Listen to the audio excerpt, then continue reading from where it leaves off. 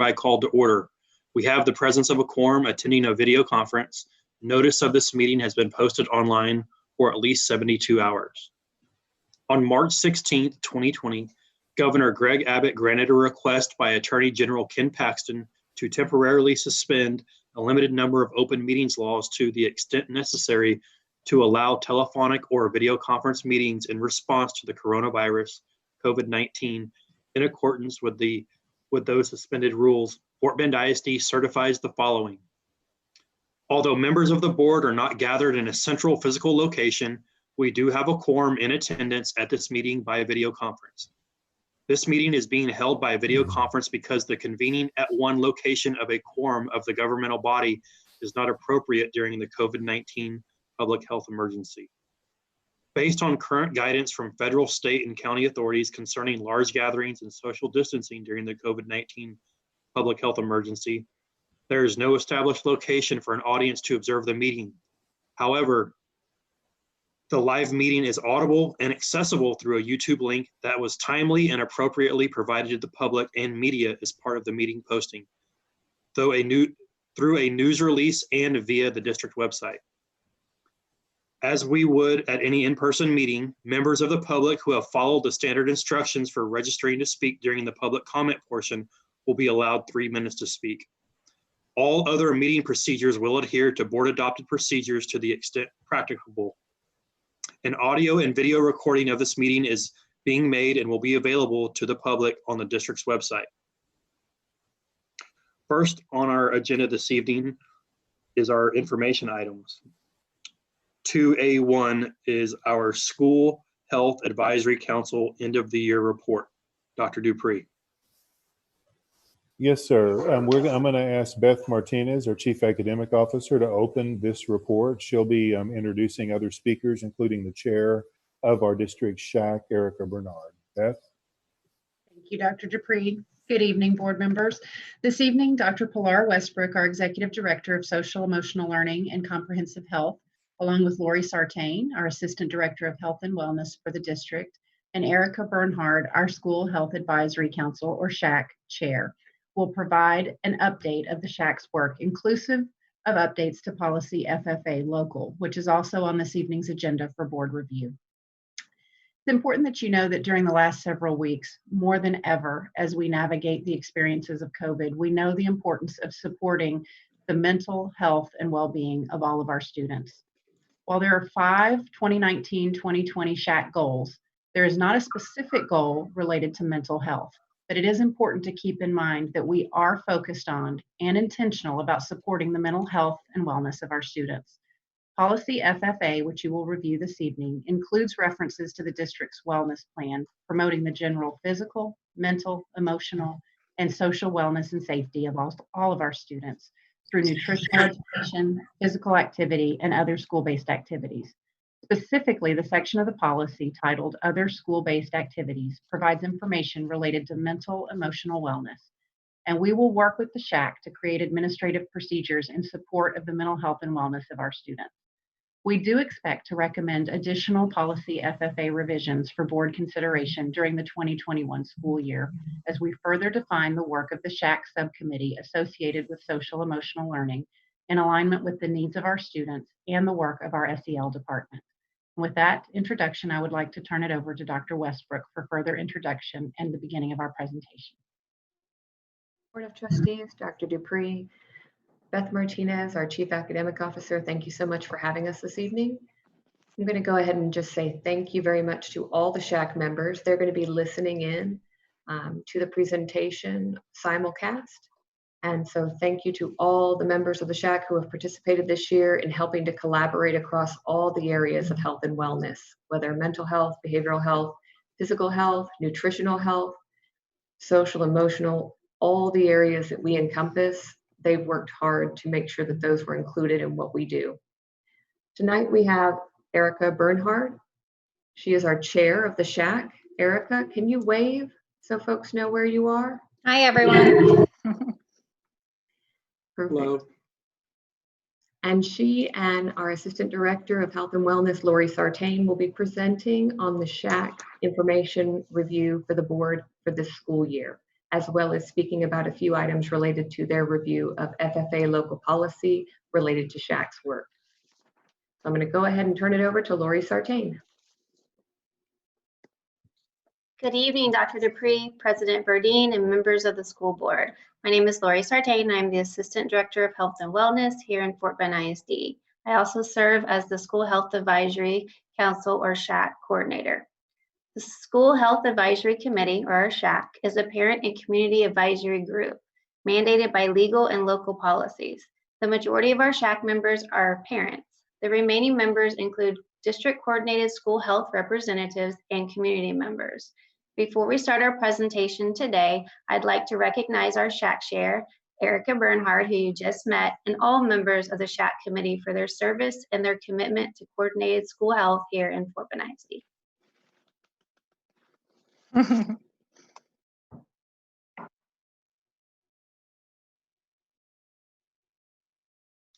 State law requires the SHAC to submit an annual report to its local school board.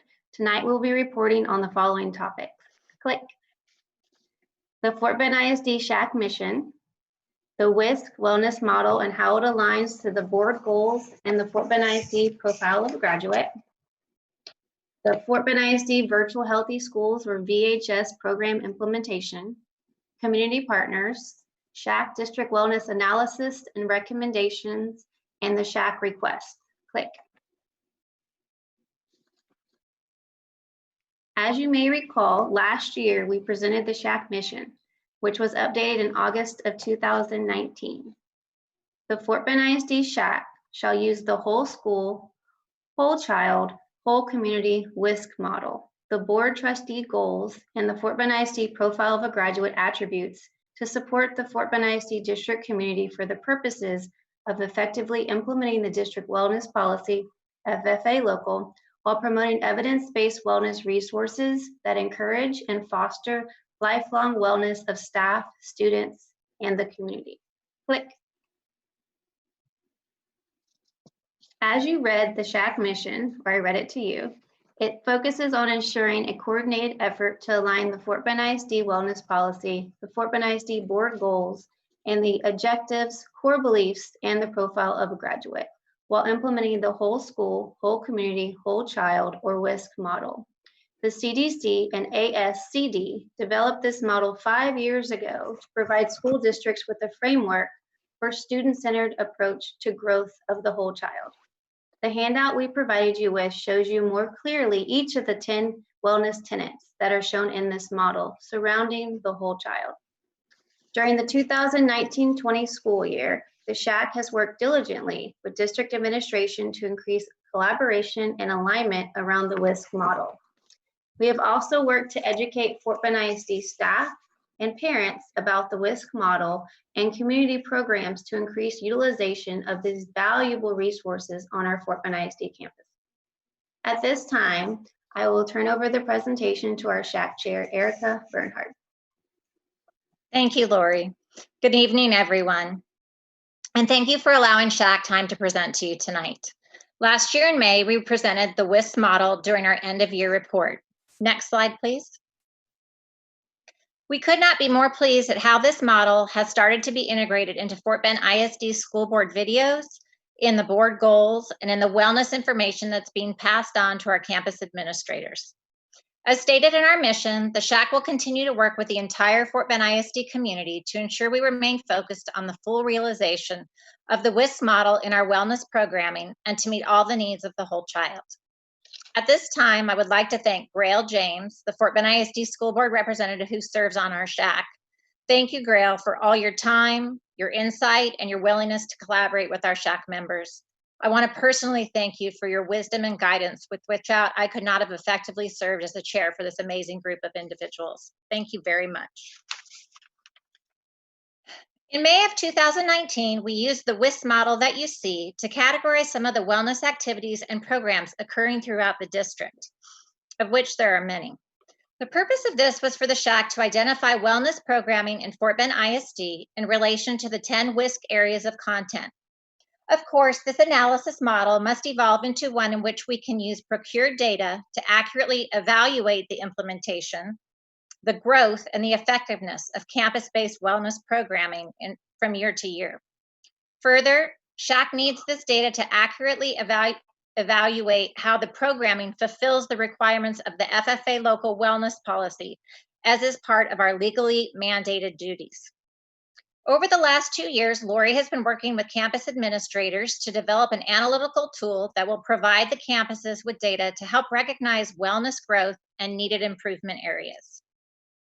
These campus wellness recognition surveys will give the SHAC and the district data to use to effectively conduct the required triennial assessment of the FFA local.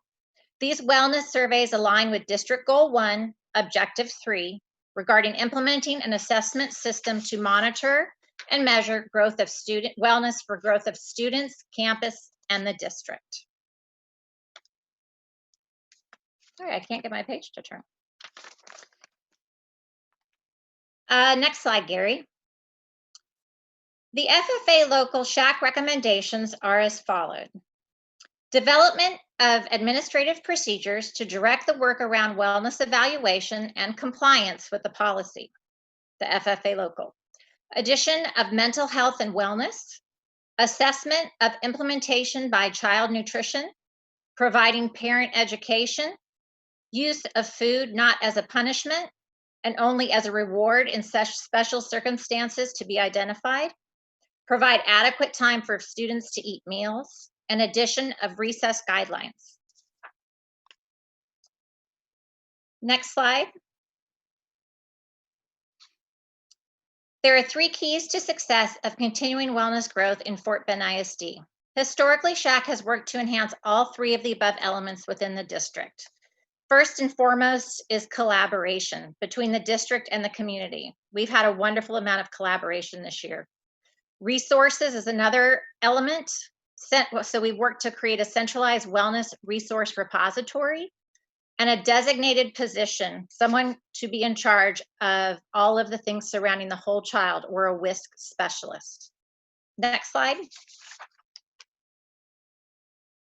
As I said, the first element needed is community partnerships. While the school may be the place that we focus our wellness efforts, our district remains a reflection of its community priorities and resources. Wellness within the district requires community input, resources, and collaboration in order to support its students. SHAC would like to thank all of our community partners in helping to identify, implement, and grow our wellness offerings. What you see listed here on the slide are just a few of the community partners that SHAC works with to promote and encourage health and wellness in Fort Bend ISD schools. Thank you all for your support of the wellness efforts in Fort Bend ISD. I'd like to especially thank Stephanie Kellum with United Healthcare, Sandy Bristow with Oliver Foundation, Sandra Castro with Dairy Max, and also Harris County Public Health Department for their partnership and continued involvement in growing our wellness offerings. Without your passion and commitment to the students in Fort Bend ISD, wellness would merely be a concept. Thank you all so much. I'd also like to thank Dr. Dupree, Diana Saavedra, Dr. Westbrook, Lori Sartain, and the rest of the Department of Social and Emotional Learning and Comprehensive Health. Also, Julia Gerald, registered dietitian, Brianna Garcia, and the rest of the Child Nutrition Department for their support and unprecedented collaboration. Lastly, I want to give a shout out to Tynice Blackman and Collaborative Communities Department for all their wellness efforts involving the Fort Bend ISD community. It truly takes all of us working together to grow the whole child. Next slide. The second element for success that was mentioned is a centralized wellness resource repository. Fort Bend ISD SHAC created a resource model based on the CDC Virtual Health School, or the VHS, to put wellness resources at the fingertips of our campus administrators and WISC heroes. I'd like to let Lori speak to you about the resources she initiated and has been building this year. The Fort Bend ISD VHS is housed in Schoology, and the district has worked diligently to build the VHS with evidence-based resources and program information, many of which have been sourced through the SHAC subcommittees. The VHS has been rolled out to principals during monthly meetings and principal newsletter communication as a resource for developing campus improvement wellness strategies. The number one obstacle we have identified from principals is they lack the time to source this information, especially for wellness areas in which they need to see growth. These growth areas may be identified through different means, such as student surveys, Naviance data, Pride survey data, or from recommendations initiated by our new Student Wellness Coalition. Wellness resources will continue to be added to the VHS to support campuses in all areas of wellness. SHAC will then solicit success stories and recognize campuses and individual WISC heroes for their wellness efforts. Click. Thank you, Lori. The SHAC would like to ask the district to help us identify funding so that we can look to grow this resource beyond the Schoology platform, so that the resources and programs would be available to parents and the community at large. Many foundations offer innovative grants based around wellness efforts. The third element we feel is necessary to continue the growth of wellness in Fort Bend ISD is a district WISC specialist whose main job focus is the coordination and implementation of district WISC initiatives and the triennial evaluation of FFA local. The time I have dedicated to serving as SHAC chair over the past 2 years has been very gratifying. It has become very evident, though, that the amount of time required to execute all of the duties to run the SHAC, including soliciting and educating members, managing subcommittees, staying abreast of valuable community programs, disseminating information, meeting with campus personnel, students, and parents, developing strategy, working on the triennial FFA local assessment, development of the VHS, and working to initiate and mentor our new student wellness coalitions amount to a full-time job. Added to this is the time spent looking for funding for campus wellness programs and working to develop a grant timeline as a district resource. It's mandated that the 2-year term position of the SHAC chair be held by a volunteer parent. And while we don't disagree that the chair should be a parent, the fact remains that the position requires a daunting amount of work and knowledge regarding district operations and WISC community programming. At this point in time, the SHAC Executive Board feels strongly that it is necessary to hire a district employee whose skill set and especially their passion are centered on wellness programming to grow the whole child, to take over many of the duties currently performed or coordinated by the SHAC chair. The following are the prominent duties that the SHAC Executive Board has identified as responsibilities that would be desirable as part of the job description for the WISC specialist. Next slide. Oh, I'm sorry, Gary, can you go back? The WISC specialist would lead the triennial evaluation of the FFA local. They would ensure resources such as program information, funding, and best practices are shared with campuses. They would identify WISC programming and professional development for district implementation, and they would coordinate with district executive directors and SHAC to ensure strategic planning is shared and aligned. Next slide. In summary, the School Health Advisory Committee has 3 requests for the Board of Trustees and Dr. Dupree to consider. First, the creation of an FTE district employee, the WISC specialist, dedicated to identification of WISC programming, wellness grant information and application, ensuring communication and collaboration between all relevant persons and departments, and coordination of the FFA local triennial assessment using statistical performance analysis. Second, a commitment to research and apply for grant opportunities and/or allocate funds to build a digital format of the Fort Bend ISD virtual health school so that all campuses, the Fort Bend ISD community, and district administration can have access to wellness tools and best practices in one easily accessible resource. Thirdly, we would like to request more funding to be allocated to grow the whole child in Fort Bend ISD. Examples of program this funding would be used for are campus-based wellness initiatives such as action-based learning labs, Playworks recess coaching services, exercise equipment, transformational seating components, stress reduction areas for meditation, yoga, and educational programs that teach students and staff about common mental disorders, such as the documentary Angst that was screened in Fort Bend ISD this last school year. All of these resources will support the learning environment to grow the whole child in Fort Bend ISD. Next slide. Next slide, Gary. Thank you, Dr. Dupree, President Berndein, and members of the school board for the opportunity to present the ongoing efforts of the Fort Bend ISD SHAC around the WISC wellness model. We would be happy to answer any questions you might have at this time. Thank you, Mrs. Bernhard. We really do appreciate you. I wanted to thank the committee, the community partners, and all those involved with the SHAC. This is extremely important to us as a district, and I know there's a lot of hard work involved, so we can't thank you enough as a board. Mrs. James had a question whenever you're ready, Mrs. James. Thank you, Mr. Radine. And I just want to say, as Erica mentioned, I've been serving on the SHAC for a couple of years now, and I want to thank all the parent volunteers that serve, and it's quite a commitment, and they do a fantastic job. We have a lot of staff members that participate as well, and they also do a fantastic job, and everybody brings their own area of expertise, but the parents do it as volunteers, and that's a big commitment. So I want to thank them for that. And I particularly want to thank Erica and the executive board. Erica's put a tremendous amount of work in over the last couple of years as the president, and her, her vision, this virtual health health school model, to have those resources available to individual campuses, and she worked hard to bring that to life, and lots of staff I know worked with her, but she's really a driving force behind it. So I just want to really give a shout out to Erica.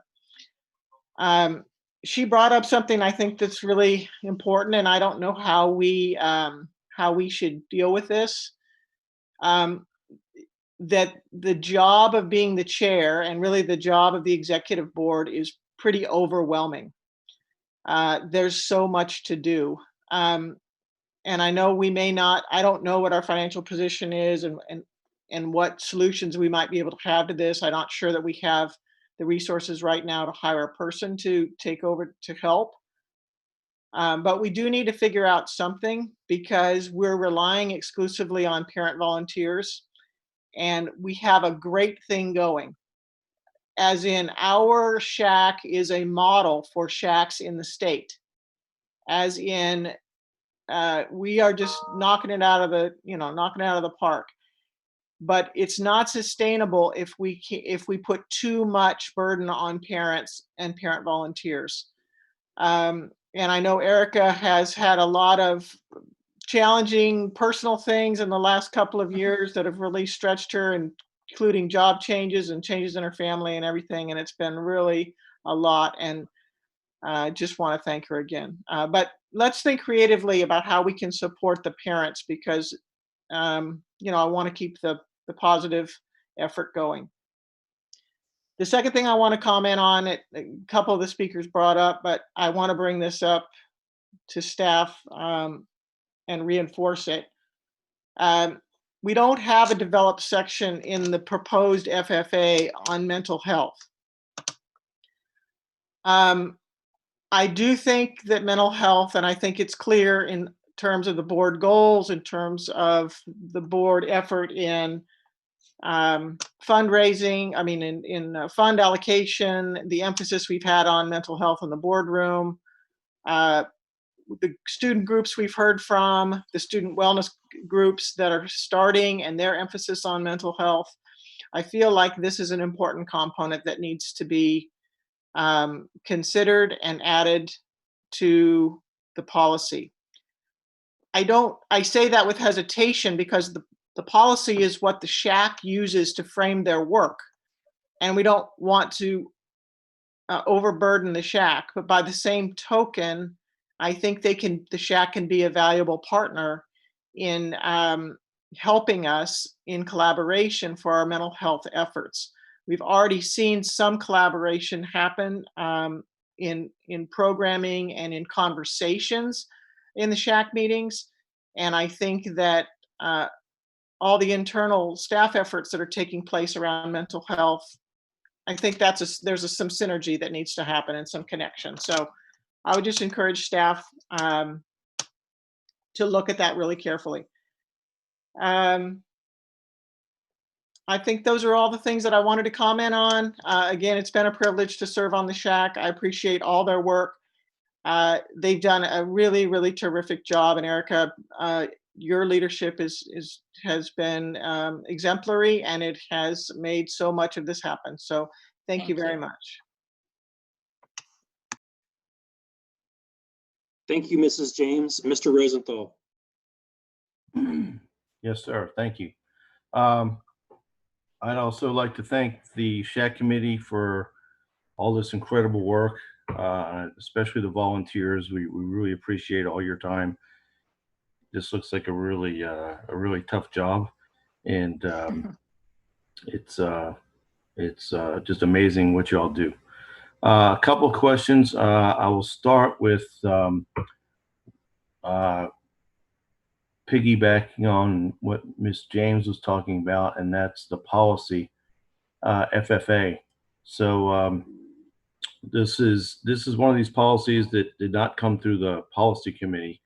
So in preparing for the meeting, I was reading over this, and I have a question and concern. And if you actually look at page 2 of FFA local, there's something in there under student welfare, wellness, and health services, and it says prohibit the use of food as a punishment and allow the use of food as a reward only in special circumstances. This is something that was just brought up in the presentation. And the food as a punishment part, I have no problem with that. The reward only in special circumstances, I kind of wondering if we're being a little too strict on that one, because a lot of teachers, myself included, when I was doing that, would sometimes during class, like if you're playing like a Kahoot game or quizzes game or something like that, you know, you might open up a pack of Starburst, and whoever answers the questions first, you know, you have little games and whatnot. You throw a lollipop or a little Starburst or something like that. But this would prohibit that because it's not part of an individualized education program, behavioral intervention plan, or as part of a tiered intervention plan. So I think we need to consider maybe rewording that a little bit, because I don't want teachers to violate board policy and get in trouble. So again, that's not something, again, if you're doing that every day, okay, that's something that might be something different. So I think this deserves another look. So the other thing that I wanted to bring up is, let me scroll back up to the presentation. When looking at the WSCC program, I'm wondering if human trafficking fits in here somewhere. I know that some of you attended a presentation back in October with Child Proof America, and this is something that I wanted to bring to the admin's attention at that time. And so I'm wondering if this is something, if this is where this would fit in, or if there's something else where we would make students and parents aware of that. If I can just comment for a moment on your first point, if you don't mind. I've been a registered dietitian and certified diabetes educator for going on 25 years now. And one of the biggest obstacles I face with my patients who are overweight or have comorbidities that they're suffering from is that they eat when they're not hungry. And it's a big challenge if you look at the evidence-based data that we have a 30% and growing amount of obese children in the United States. I would argue with you that there are plenty of other wonderful things such as praise, extra recess time, all kinds of documented rewards that would serve just as effective a purpose and be healthy for those children rather than offering candy. And while I do realize that teachers are used to that and the kids like it, I think with adequate professional development and the national resources that are available, and we've submitted quite a few of those resources to the social emotional learning department, I think that teachers can find ways to supplement those practices and do something that actually is more beneficial for everybody. So we have provided some of those. We'd love to send them to you and have you look at those also. Sure. That would be good to have that conversation. I'd also like to make sure that we have buy-in from our teachers as well, because they're the ones in the classroom. So, but I appreciate that point of view. You bet.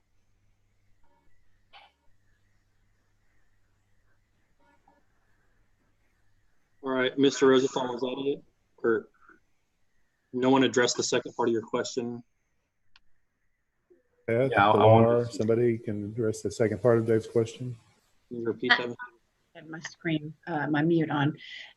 Yes, we can certainly address that and make sure that we get that.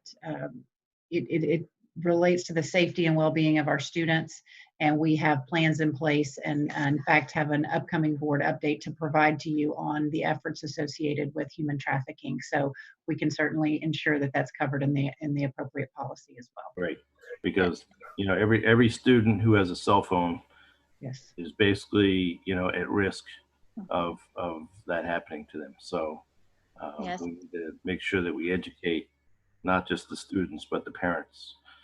And Mr. Rosenthal, we've Yeah. also worked on SHAC to develop possibly a 5th subcommittee that would deal with human trafficking, health and safety. We actually asked Chief Ryder if we could have his public information officer as a member of our SHAC for next year, and we've already initiated that so that we can really look at those issues also related to child abuse, health, immunizations, other things that our nursing coordinator works on also. So that hopefully will be forthcoming so we can collaborate with the district on their goals around that.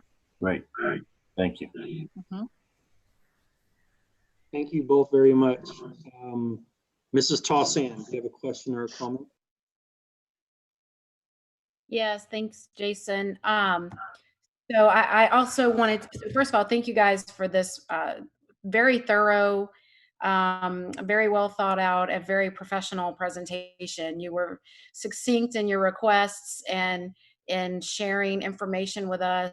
And I especially appreciate that. And thanks for all your hard work. We know what it means to be a volunteer, especially in putting together important policy like this and important guidelines for us to follow for our kids. So thanks so much for that.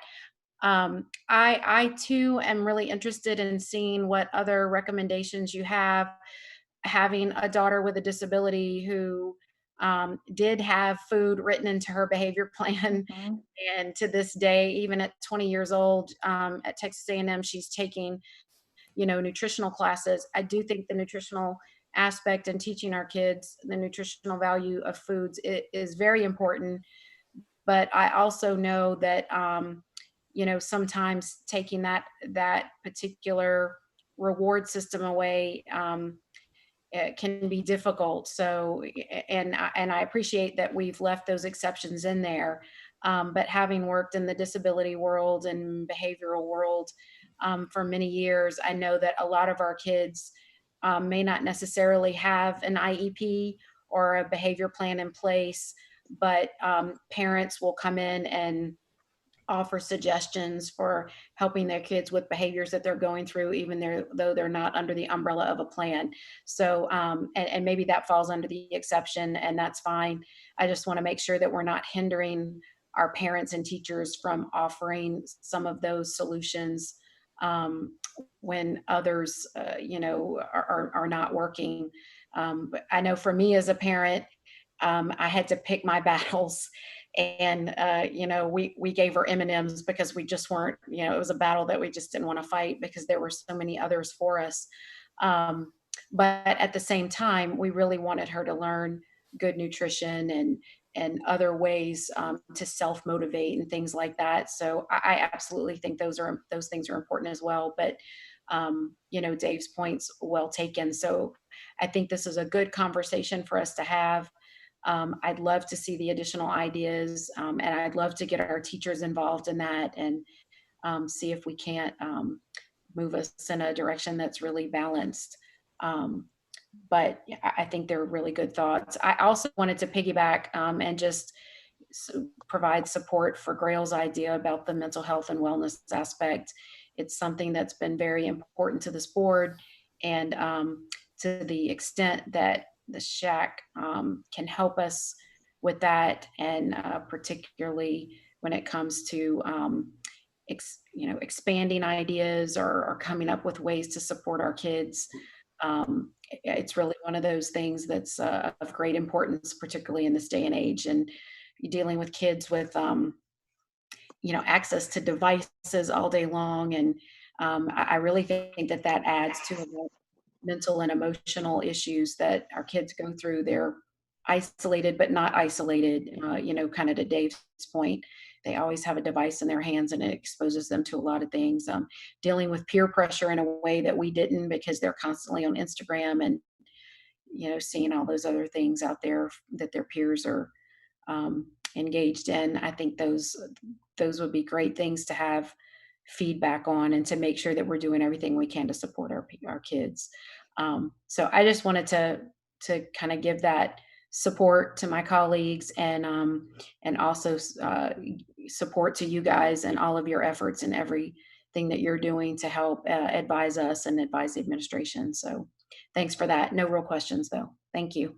Thank you, Thank Mrs. you. Thompson. Can I just say real quickly that I think to that point, our student wellness leaders who are exemplifying the profile of the graduate have stood up last year and asked us to create wellness coalitions that will talk about not only the situations that you just spoke of, but also hereditary mental health disorders, such as panic attacks and other things, that it's important for staff and students to understand how those affect academia, how they affect relationships. There's a lot of misunderstanding. I know we have it in my own family, and I have high achiever kids.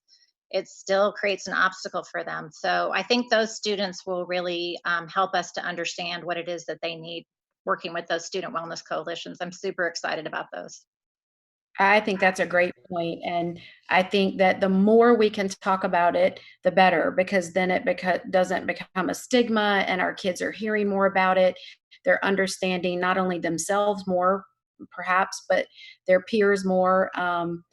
And I think that we're finding more and more of our teenagers have some form of pressure or another, and maybe they don't even understand why their own feelings are the way they are, why their reactions are the way they are. And I think it's important to provide that peer support, and just where they can talk about it more. I think that's fantastic. So thanks for sharing. Thank you, Mrs. Tossan. Were there any other board members that would like to make a comment or have a question? I'd like to say one thing, if nobody else, I don't know if anybody else does. Not that I'm aware. Go ahead, Mrs. James, go for it. Well, I just wanted to build on the mental health, because we have a lot of parents who want to learn also. And I think, as I've said a few times, the more times that we can use the vocabulary, get the vocabulary out there so people can talk about it in a real way, just like how we talk about the symptoms of COVID-19 or the symptoms of the flu or whatever. Let's talk about the symptoms of mental health so that we can create a community awareness. And the students are asking for it, the parents are asking for it. So I think it's important that we follow up on it. So thank you. Thank you, Mrs. James. I agree. The ability to define what mental illness is, I think, is extremely important.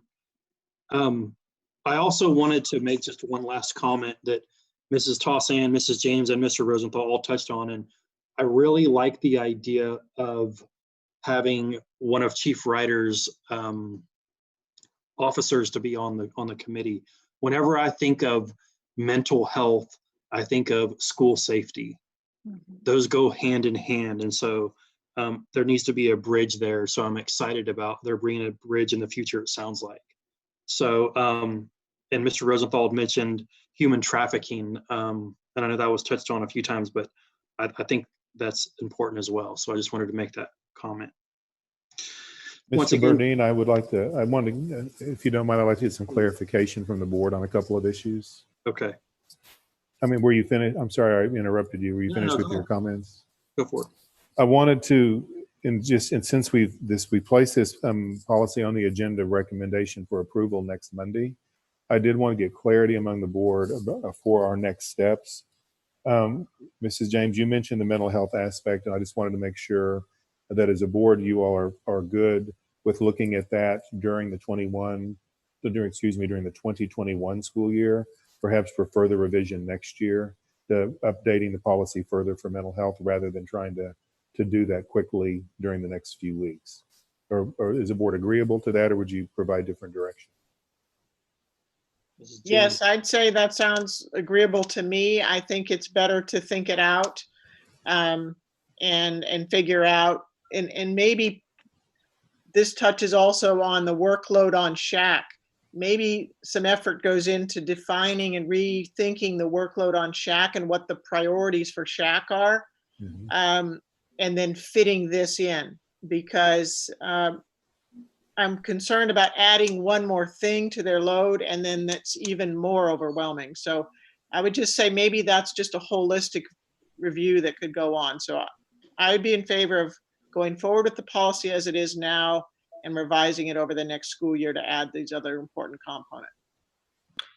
I also think it's important to know that the legislation that was passed down with the 86 legislator, sorry, I can't say that, legislative body, does speak to mental health, suicide prevention, opioid use, and some other things. And SHAC has already considered those. We actually have it in our strategic planning for the beginning of the school year with the social emotional learning department to talk about curriculum around those things. So it's already been on our list of things that we will be considering.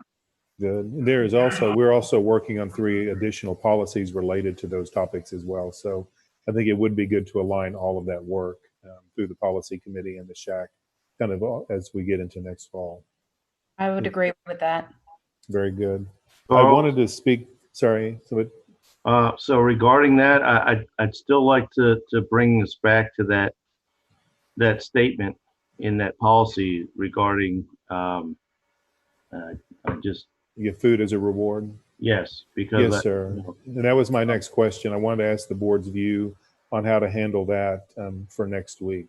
So my suggestion would be, just as far as policy goes, you can maybe change that to say with the goal of eliminating that. But I think to just next year come back and says, okay, nobody can do that anymore. I think you're going to get a lot of resistance. I think you're going to get a lot of teachers who haven't been trained on some of these other ways to do that, or don't understand that, or just don't see an issue with it if it's done infrequently.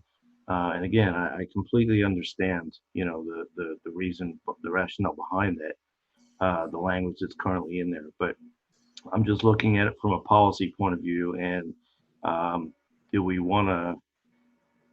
You're going to have, if that's in policy, somebody's going to have to enforce it, right? That's the whole idea. Well, you're correct. It doesn't matter to have a policy if it's not enforced. It's just words on paper. Again, so if you're going to enforce it, then you're going to be a lot of teachers are going to end up maybe getting in trouble with that until people start to get used to it. I think part of the way we're approaching this is to give recognition to those schools that move ahead with these things over the next 3 years. It's not enforcement in a punitive way. It's enforcement in an educational way to encourage them to look at the alternatives. Right, and that's what I was saying, but that's not how it's written. That's the thing. So when we have to be real careful with policy, because the words that are written there actually mean what they say. And so I agree with you. Okay, but I think we're kind of moving toward the same thing, but as it states right now, a teacher could get in trouble for passing out a piece of Starburst. So I think we need to just carefully consider that. I agree with you. I'd just like to say one more thing, not to be argumentative, but there are also other things in the policy in the past that we have not had enforcement and we have not measured. So I think instead of just singling out that one thing, I think we need to look at our enforcement procedures. And that's something that Dr. Dupree is planning on doing over the next year, working with SHAC and the district to work on how exactly the new, we used to call them regulations, but the new actual way that those things are administered on campus is taken care of. So I agree with you. I think it's a difficult situation to enforce, but I think everything in that policy, you could find some place that it's not enforced. And so I'd like that not to stand alone. I feel very strongly that obesity in Sure. children is a big problem. No, it is. I think, well, Okay. you can actually start looking at it since we're talking, we're in the middle of this pandemic. You could probably apply obesity to a lot of the numbers that you see across the world, and probably show that that's part of the discrepancy that you see between different countries and here. So I agree with you, but I'm just looking at it from a policy and enforcement point of view. Because it becomes board policy. So, we're the ones that, it's kind of like it's coming out of our mouths. So, I understand. right. So, but we agree there's probably other policies as well that maybe there's procedures for, right? But may not be enforced, to the letter either. So, I think that's where the work needs to go in the future. Really, as everyone develops their wellness policies, it's a new thing. I think if we can look to be proactive about it, and as we do set the trends for other school districts, right. I think we can be very proud of that. But I agree, we do have to be careful about, what we say about enforcement. Right. I agree. I think we're pretty much on the same page. Thank you both. Mrs. Tossan, did you have a quick comment before we move on? Yeah, so I just wanted to say that I agree with Dave, because while reality may be that things are in policy that are not being enforced, as a trustee and a governing body, if I put it in policy, I expect it to be enforced. If you or someone else tells me that something is not being enforced, then that's a problem. So while there are things that we may need to go back and look at and make sure that they are being enforced, and make sure that we're, ensuring that they are, and putting procedures in place to make sure that they are, then that's what we need to do. But I'm not going to be in favor of putting something in policy that we don't intend to enforce, or that we think we can't enforce. And because I do think we need to ensure, I 100% agree about, childhood obesity. And, I really think we should be educating our children on nutrition, positive nutritional choices and alternatives and those kinds of things. Because I think we're about student ownership of learning. And so part of that student ownership of learning is ensuring that they know what their choices are, and they're making appropriate choices, and they understand what it does to their body and why it's not a good choice, and those kinds of things. I think all of that's really important. But at the same time, my focus is more on the behavioral child, and ensuring that we have those resources, or at least have a good, strong policy in place that allows for those exceptions. So I would want to make sure, before we put something like that's this strongly worded here, that the board has gone through the process of looking at everything that you have, and then maybe specifically stating those exceptions. And then we can feel like we can strongly word it and enforce it. Once our teachers understand, we've maybe done some professional development, Dr. Dupree, and make sure that our teachers understand what's expected of them, and educate them on what some of those alternatives are. I think I would agree with that. But the fact that other policies aren't being enforced, I don't think is a good reason to do this. I think we need to make sure our policies are being enforced. I mean, that's our goal, and that's why we put it in policy. So that's all I had. Thank you, Mrs. Tossan. Dr. Dupree, did that answer your question? Yes, sir. I know how to proceed. We will we'll work with staff and gather the information from Mrs. Bernard, and also kind of see how we can work with the language to maybe make it a goal or a transitional type of conversation, but still honor the integrity of what the SHAC is trying to achieve. Great. Thank you very much. I appreciate that.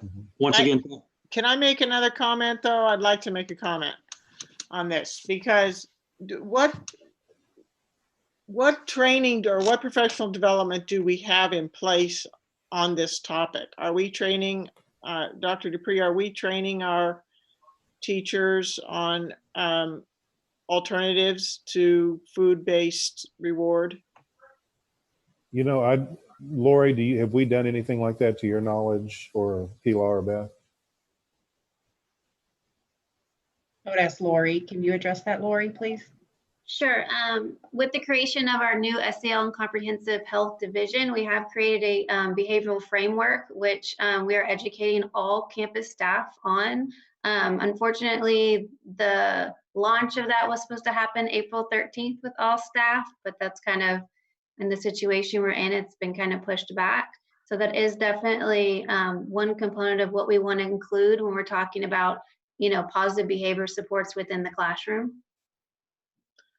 Oh, okay. So that's a good, that it kind of fits then into what Dave and Kristen are saying, in the sense of, if our teachers don't have the tools they need, then we're setting ourselves up not for success. So Dr. Dupree, I'd like to suggest that there's a bullet that starts with on the second page, and if we can, maybe it starts with prohibit the use of food as a punishment.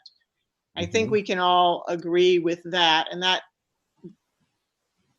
speaks to the practice where we had staff prohibiting children from going to lunch, say, until they finished their work or things like that, and we don't want that to be the case. And then maybe we separate this into two bullets, so we separate the two concepts, and then we can add a sentence about a training sentence in there, which can be our aspirational piece. And then we can, you know, because there is the language already, the use of food as a reward only in special circumstances. And so that seems appropriate to what we've been talking about. So I think it could be easily modified, is I guess what I'm getting to. I agree. We'll get that taken care of for next week. Thank you. thank you. We appreciate the conversation and the presentation, and thank you again to the SHAC committee and all those involved. With that being said, we're going to move along to our third quarter financial report. Dr. Dupree.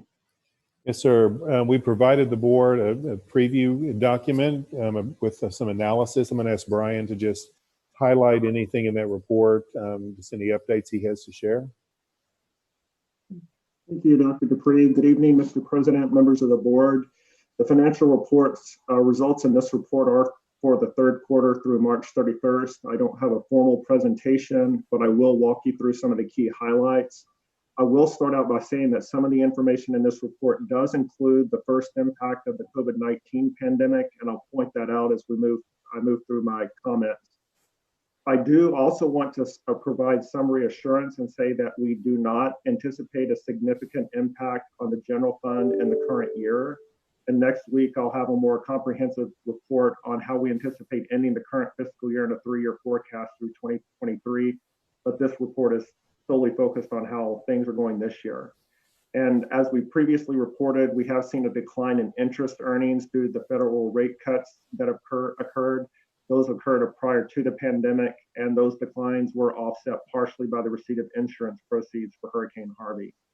And then before I discuss the performance of some of the funds, I will point out that we did receive a FEMA payout on an Ike claim this fiscal year. It was the final payment. And I highlight that because as we go into reimbursements for the COVID expenditures, it could be, in some cases, a period of time before we actually receive those reimbursements. So I would just like to remind the board that sometimes the timing of federal reimbursements can be expensive. But quickly on the general fund, this is on page 6 of the financial report. Through the end of March, both revenues and expenditures were tracking with budget and were at similar levels to the prior year. And as I mentioned a moment ago, we're not anticipating that our response to the pandemic will change our projection from ending the year in the black. The Child Nutrition Fund is one area that is being impacted by the pandemic. Local revenues, which are the student payments for meals, are down due to campuses being closed for the entire month of March, essentially. And we'll have more information on how this fund is expected to end the year during our budget update next week. And we're not expecting any significant financial impact on our federal grant funds, debt service, or bond funds due to the pandemic. However, our enterprise and print shop funds, which were performing well prior to the pandemic, will see reduced revenues. As you're aware, we closed all facilities to rentals when we returned from spring break, and printing demand has been significantly reduced due to the shift to online learning. So we're expecting our print shop will run a deficit budget as it has throughout the year. However, there is a significant fund balance in the enterprise fund that can offset that loss. And then, as I mentioned a moment ago, we will have a more extensive update for you on next week on how we anticipate ending the current fiscal year, as well as the outlook for 2021 and beyond. And I'll be happy to answer any questions on the financial report. Mr. Rice, did you have any questions or comments? Yes, I do. So, Mr. Gwynn, I'm going to repeat what I heard you say briefly, and you're going to go over this again next week. Is that correct? Yes, sir. Are you going to share the presentation that you prepared with everybody? Yes, sir. We'll have a formal presentation for the board next week that will include not only how we anticipate ending this year, but how things are anticipated for 2021 and beyond. Okay, because I think it's helpful, especially for those folks who are looking in to be able to see that. But just briefly, I'm hearing you say that for the 2019-2020 school year, which we're in right now, we're in good shape. We're actually going to exceed our revenue estimates. Is that right? Yes, sir. We do anticipate breaking even. Part of that is because we based our budget on 77,000 kids, and we actually had enrollment of 78,000 kids. We got some more funding for that. Is that true? Yes, sir. In addition to that, we also had a slightly higher property value growth. We budgeted for 5%. We came in slightly over 5.5%, and that's contributing to that increase as well. So we budgeted for 5%. It came in at 5.5%, which helps us. And Paul Betancourt's cap of 3.5%. Is it 2% for school districts? 2.5%. 2.5%. What is it for municipalities? 3.5% for municipalities. Punishing school districts by an extra percent. But his draconian cap doesn't go into effect for the first several years of his edict. Is that correct? It will go into effect next tax year, sir. Next tax year. Yes, okay. sir. So here's my other question. We've got when the 86th legislature met, and did they fund their whole budget for 2 years? They had the money to do it? That's my question. Did they have the money to actually fund us for 2 full years?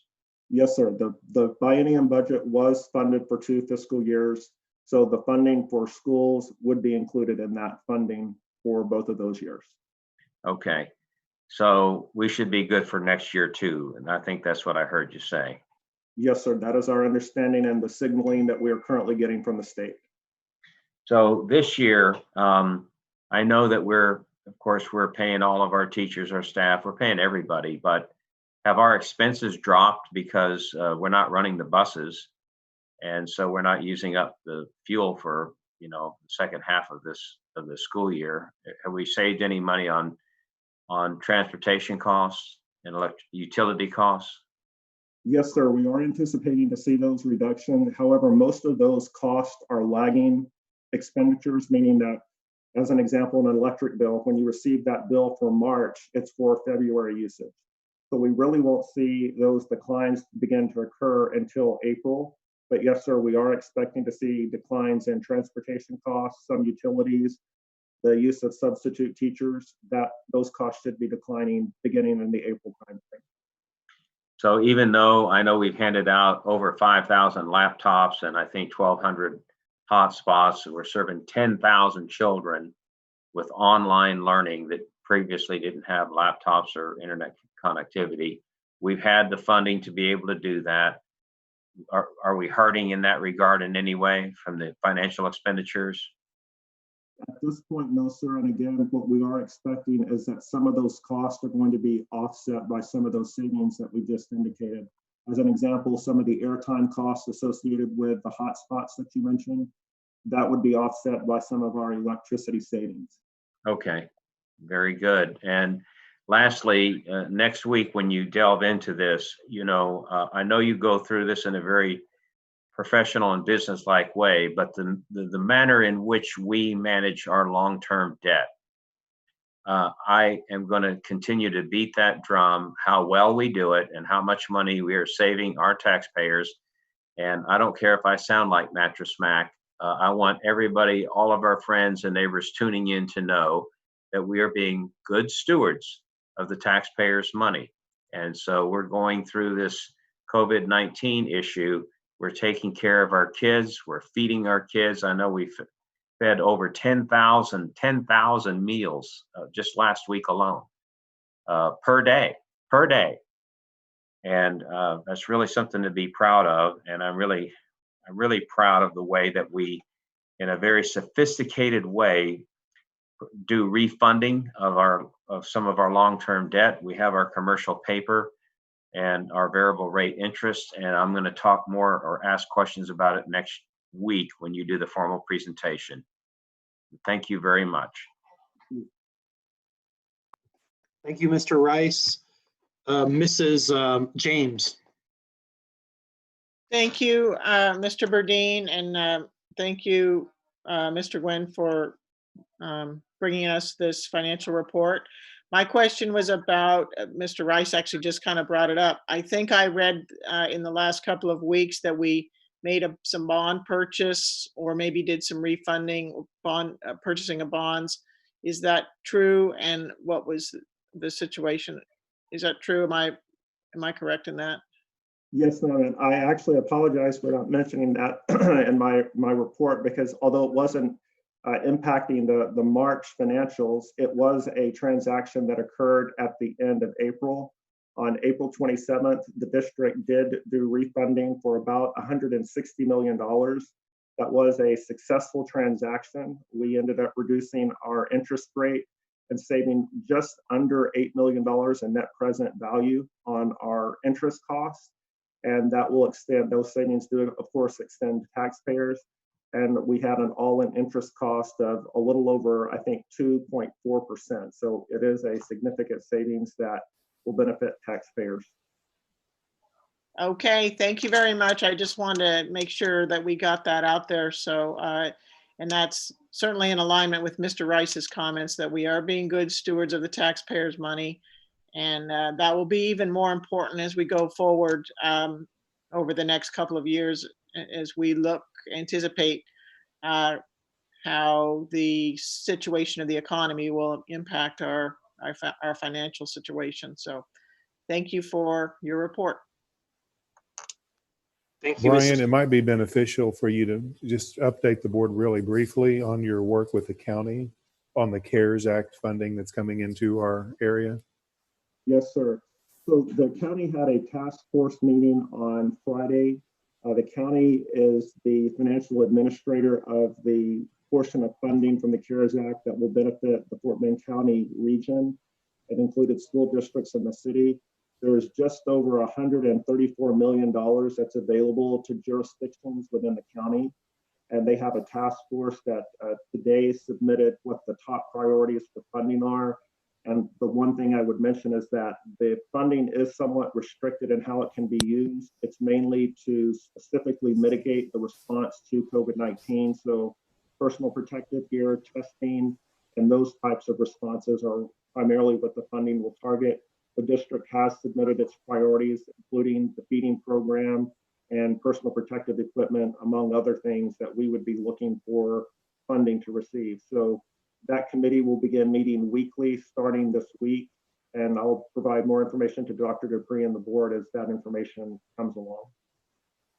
Brian, I'm getting a message that we're having trouble hearing, that some folks are having trouble hearing you. Can you adjust your mic or something? Okay, is it better now? Is that better? Well, we'll wait. I think there's another question perhaps, so. Do we have another question or comment from any board members? Yes, Mr. Burdine. Go ahead, Mr. Royce. So thank you very much, Mr. Gwynn and Dr. Dupree. I would just simply ask, do we need to take advantage of this funding that the county has or not?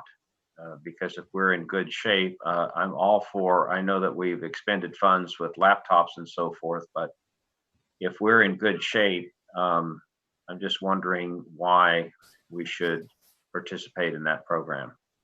Well, as I understand it, this is the federal money that has been allocated to our community by Congress. And so, as I understand it, they have designated the county as kind of the regional unit to accept the money on behalf of our community. And what they've done is they've put together as Brian mentioned, a task force that includes all of the school districts, Katy, Lamar, Needville, all of the Stafford, all the school districts in Fort Bend County, as well as all the municipalities. And so the money is going to be allocated, and I absolutely believe we need to access our full share of that money that's available to us to the full extent, because we're the largest employer.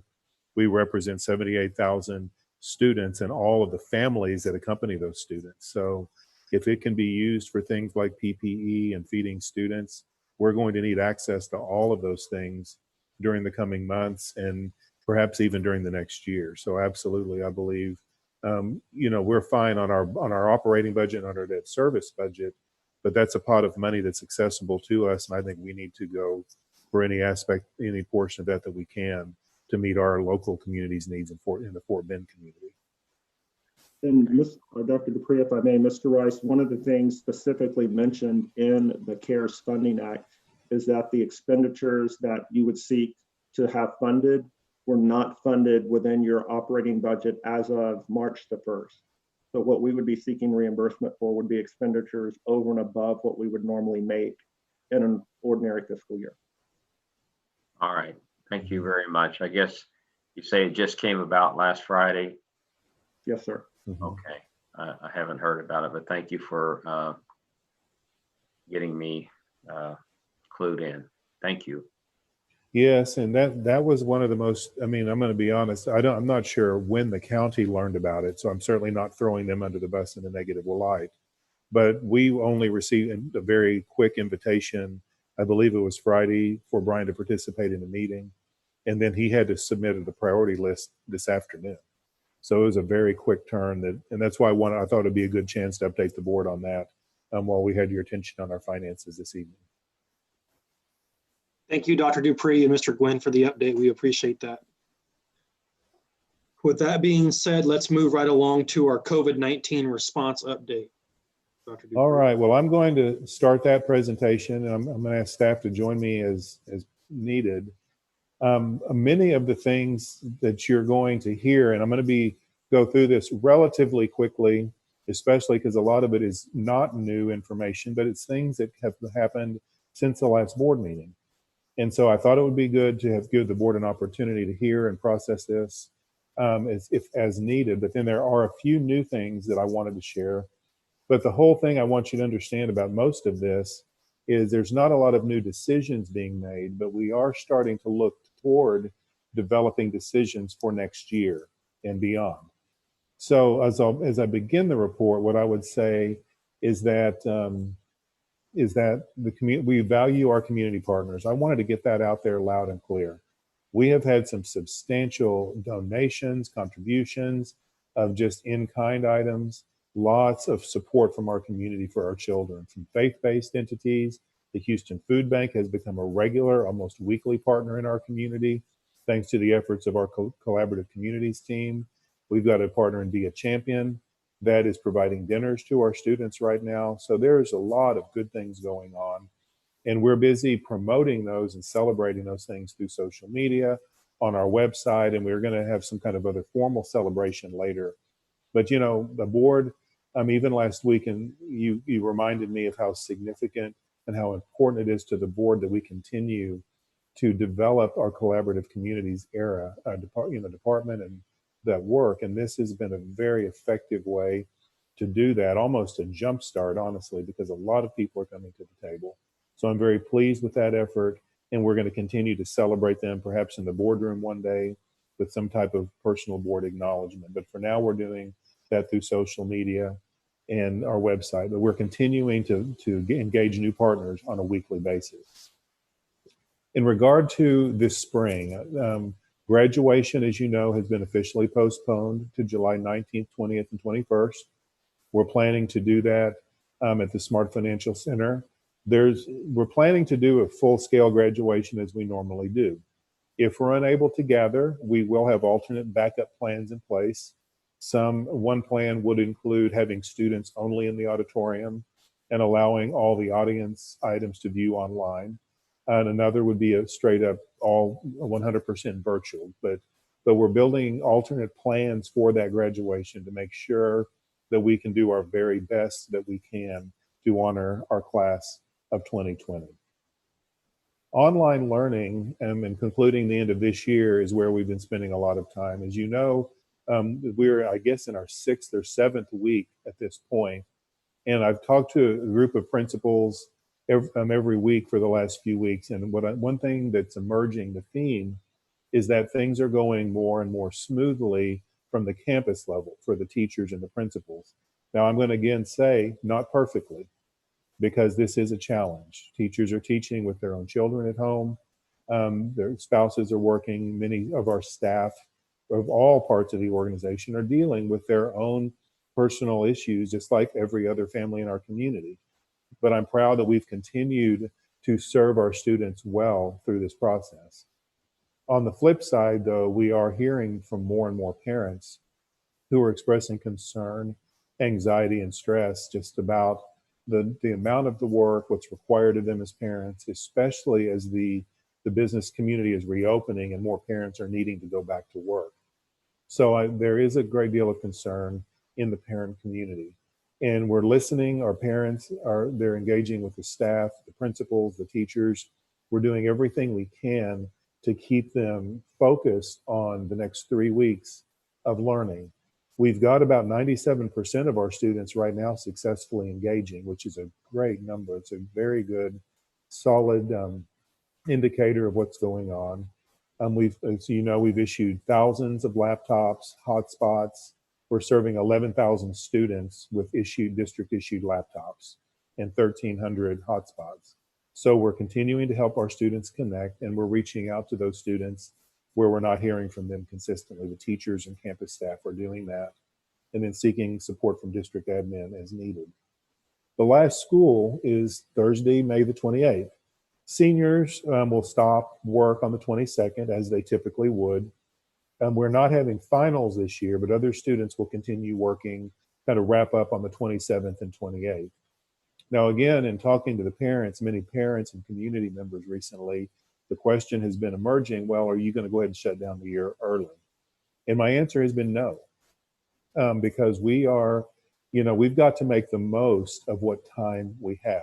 It is difficult, it is stressful, but we know if we can't get our kids in the classroom, we still need to be engaging with them online to the best of our ability, because everything they learn now matters and will be important as school continues.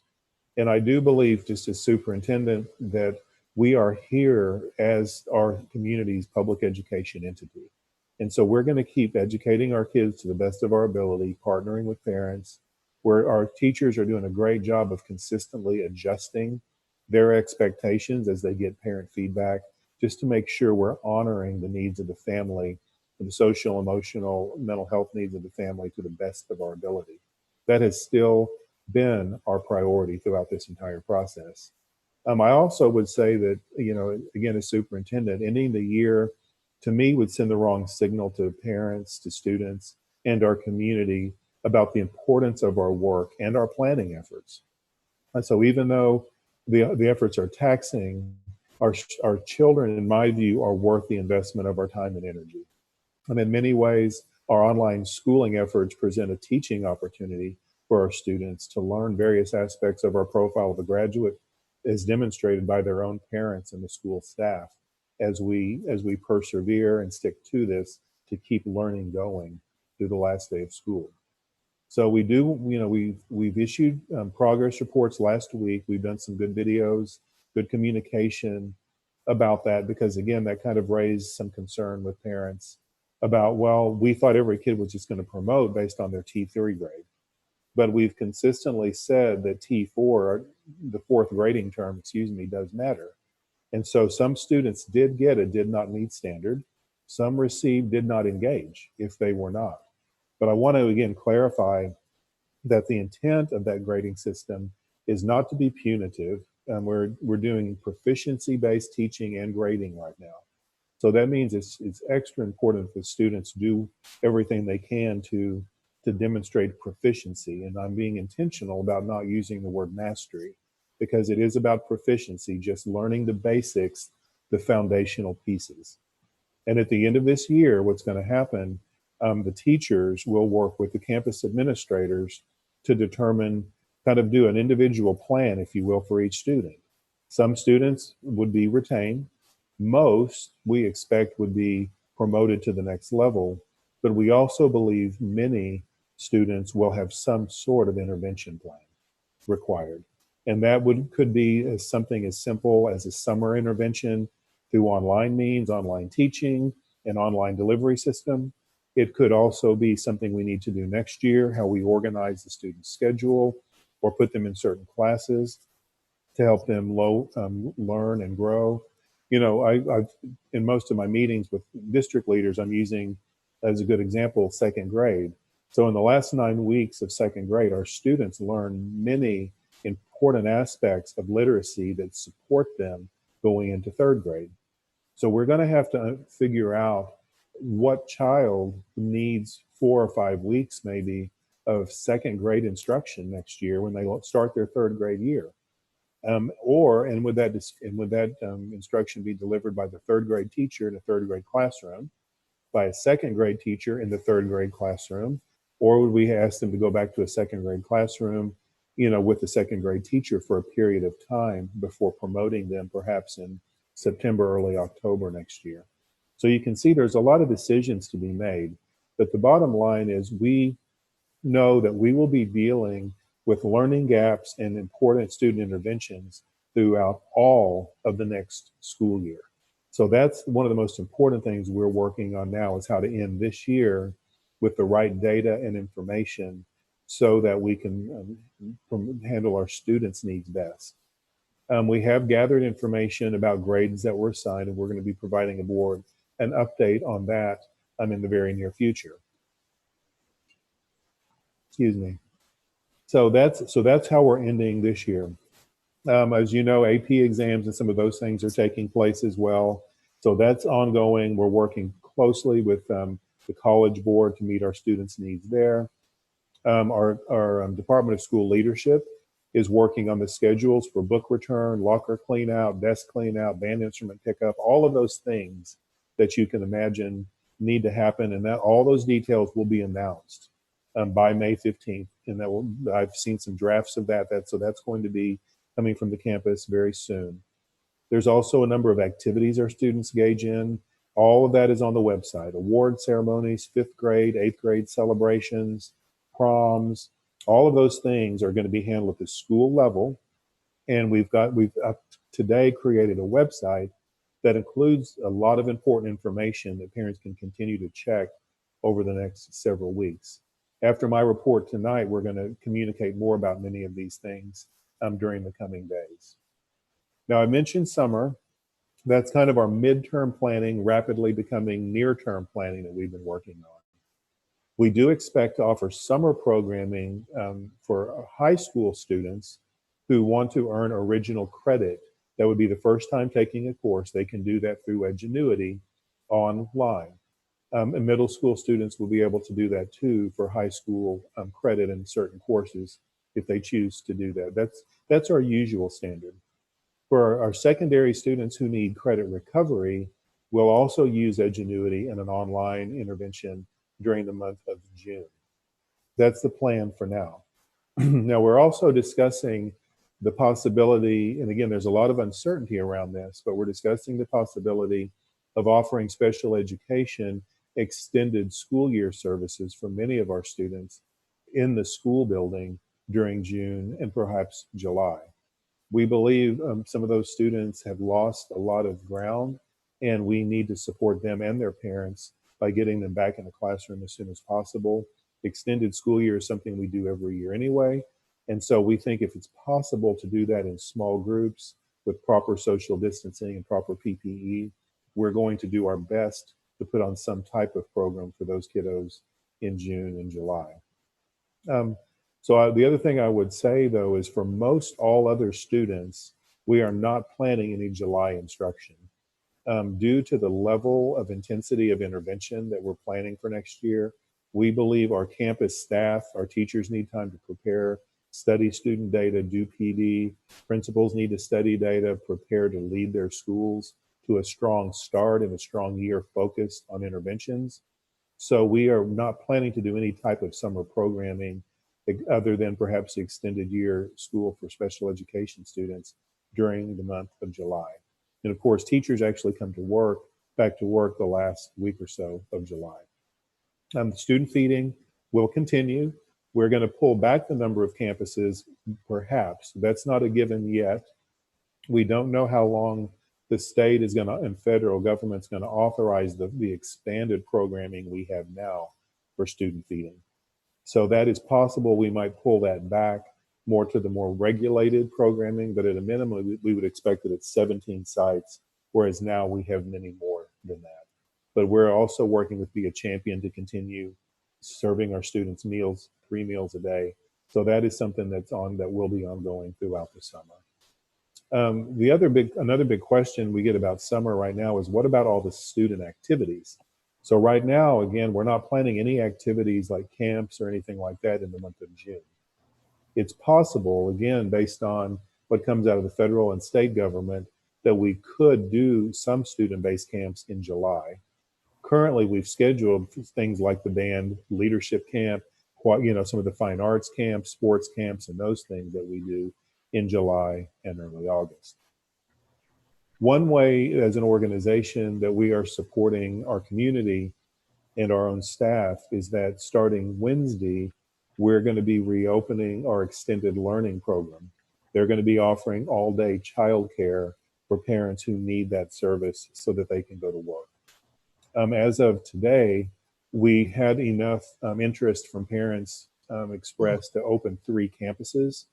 And again, the ratio of student to teachers is much lower than it usually is. I think it's 5 to 1, so that we can maintain proper social distancing, protect everybody there. But that's something we're going to begin Wednesday, and we're going to open more campuses as we need to be able to serve our community as needed there. So the other big thing that keeps coming up, the most common question I'm getting right now is, what are we going to do in August? And so I wanted to speak to that a minute. There's 2 angles, 2 perspectives I wanted to share. First of all, as Brian mentioned, next week we're going to come to the board and talk to you about our priorities that we previously shared with the board in February and how that affects the budget. But I want you to understand the priorities we're going to discuss with you are also affected by the staff's ability or inability to effectively plan for implementation. So a good example of that is the Hunters Glen Early Literacy Center that we had planned to open this fall. Well, having not been open as a district with all of our energy focused on online learning, we do not believe we're going to have the ability to effectively hire, train, and stand up that program by August. So we're planning to postpone implementation of the Hunters Glen Early Literacy Center to the 21-22 school year. Now, that being said, we're still going to move forward with construction at Hunters Glen that the board has already approved, and we're going to hire the leader during the summer for that campus, so that we want to demonstrate good faith that we're going to move forward with that in a year. but we do not believe we can effectively open that school this year. We do not have the time to plan well to implement that school. Another thing we're changing has to do with the elementary planning. We had talked to you about a substantial investment in planning for our elementary schools to be able to have more out classes, PE, music, and STEM out class, to be able to allow our teachers to have proper professional learning communities time, as well as more student interventions. Well, those two things are more important than ever, as so many of our students are going to be coming back with a significant need for intervention. But we plan to scale back that plan by about 50%. So we still are going to hire the music and PE teachers that are required, which will give teachers what they need to be able to plan and conduct student interventions as originally discussed. And our principals and teachers have demonstrated enthusiasm about moving forward with that program.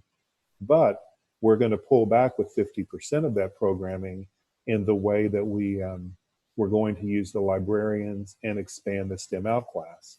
So we're wanting to demonstrate prudence in regard to our budget in these areas, but we also want to demonstrate prudence in regard to staff required time to plan and execute.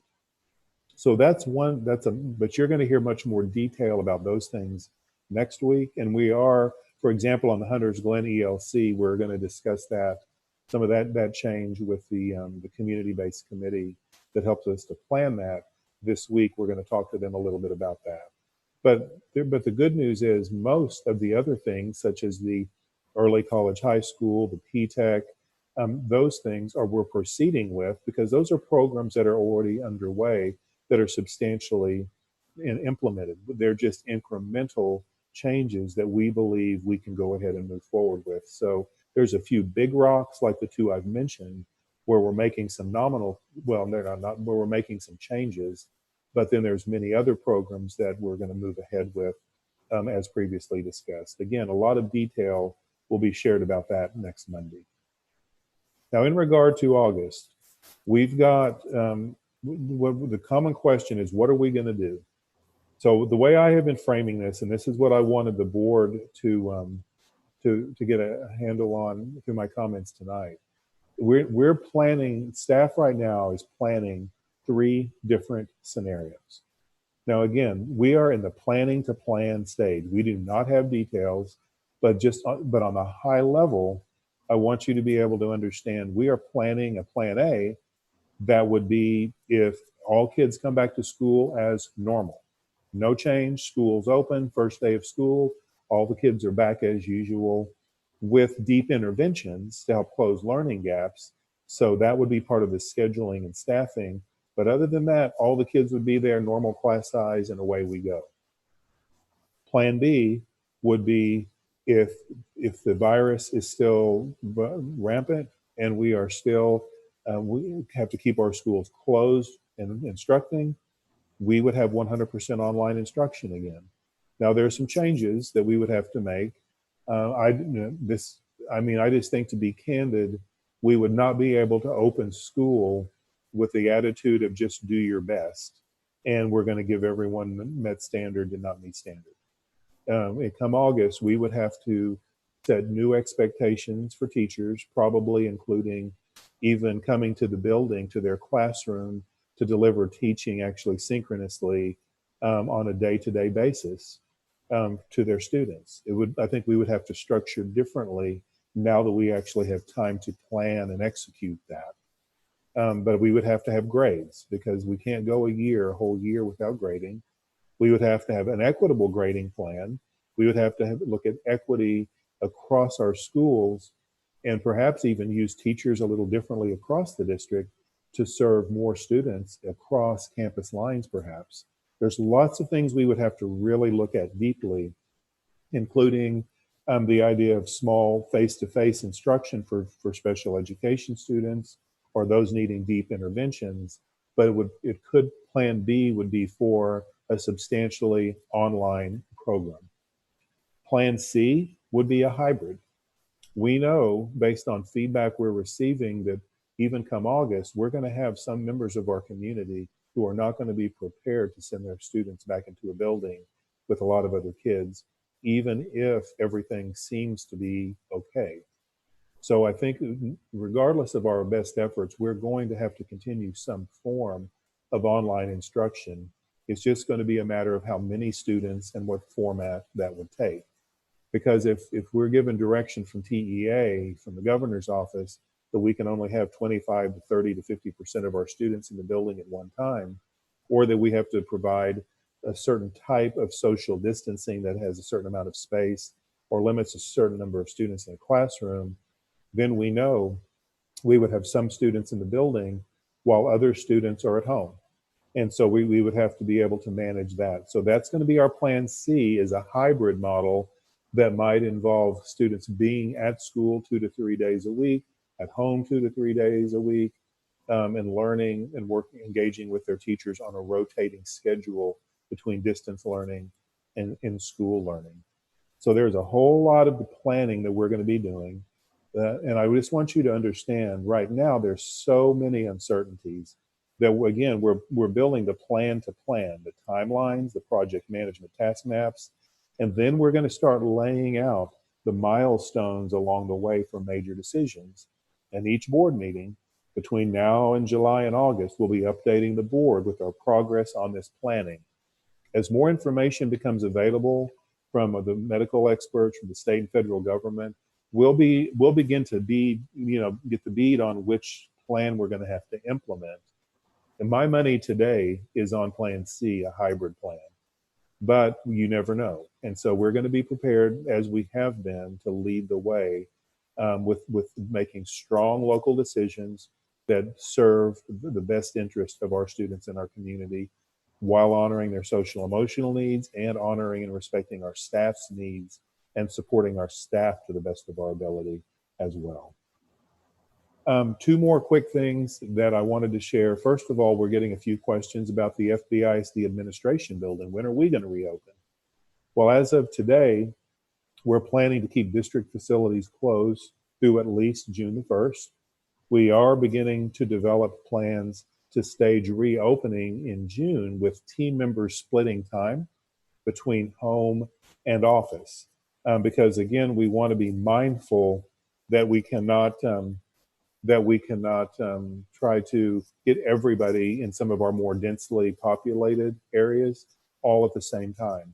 We're trying to be respectful of the staff needs, their personal views, their opinions, as well as just their health, to be honest. So what we're planning to do is to begin kind of floor by floor, area by area, staging what that would look like.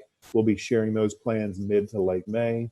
And then we're planning sometime in early June to start reopening our building. And that's important because as long as we're not functioning, Public Information Act requests, grievances are not being processed timely. And that's all in tandem.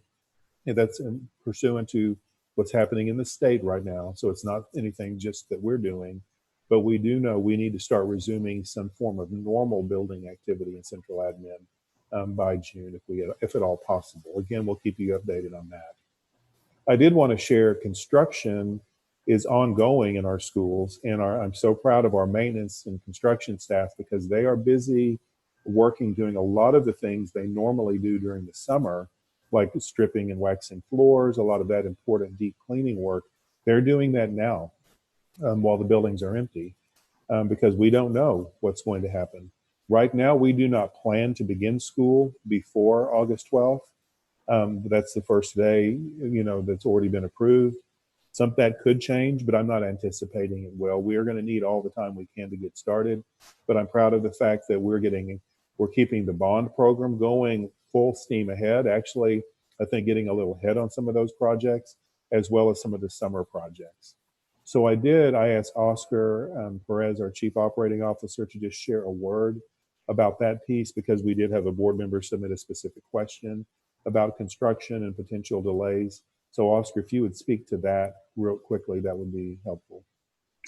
Yes, sir. So just to bring the board up to date, while students are not on campus, Design and Construction has been working closely with contractors to expedite work already under contract. And we're taking advantage of some of these that are under contract And we are getting in where there's availability at the campuses to get ahead. Also, Fort Bend ISD has not experienced any delays in planned construction for new schools, additions, or renovations. Contractors are maintaining all originally scheduled dates, which is real good to report. The other thing, and this is a main highlight because it, as I go through this with my staff, I'm very proud of their work. But design and construction staff divided the overall work into 51 packages with 44 packages under construction. 3 packages are currently awaiting board approval in May, and 4 packages await bidding. The total budget for the remaining bond work is a little under 60 million, and that is just amazing. Thank you, Oscar. I appreciate that. And like Oscar said about his team, he's proud of their efforts. I do have to take advantage of this opportunity. I know you're going to have some questions, but I have to take advantage of this opportunity to express my pride in our overall staff effort. Because we have had hundreds and hundreds of people. Certainly the teachers, everyone at the school level is delivering every day. But I want to make sure the board has a full appreciation, and any community listening in, just how hard people in central admin are working right now as well. Every department, every division is consistently delivering on lots of detailed plans to support our teachers and the principals and the entire school staff to make sure they have what they need. And every time I talk to principals or teachers, they are just a laudatory of how helpful our central staff has been by thinking through every possible scenario, resources, job aids, training videos, everything you can imagine they need to be successful. We have lots of people in central admin who are working to make that happen. So I'm very proud of that effort as well. And I think, again, we're continuing to lead well in our community. We are, as I mentioned, at that turning point. I'm going to do some new messaging this week. We're going to touch again with a woman, one of our resources, Laura Jack, that has done some good work with us on compassion and the need to be compassionate to ourselves and to those we're engaging with, because we want our students and our parents to know we want to continue that effort to make them feel valued and supported. We've done a lot of work with principals and teachers on this, and we're going to continue to push that work.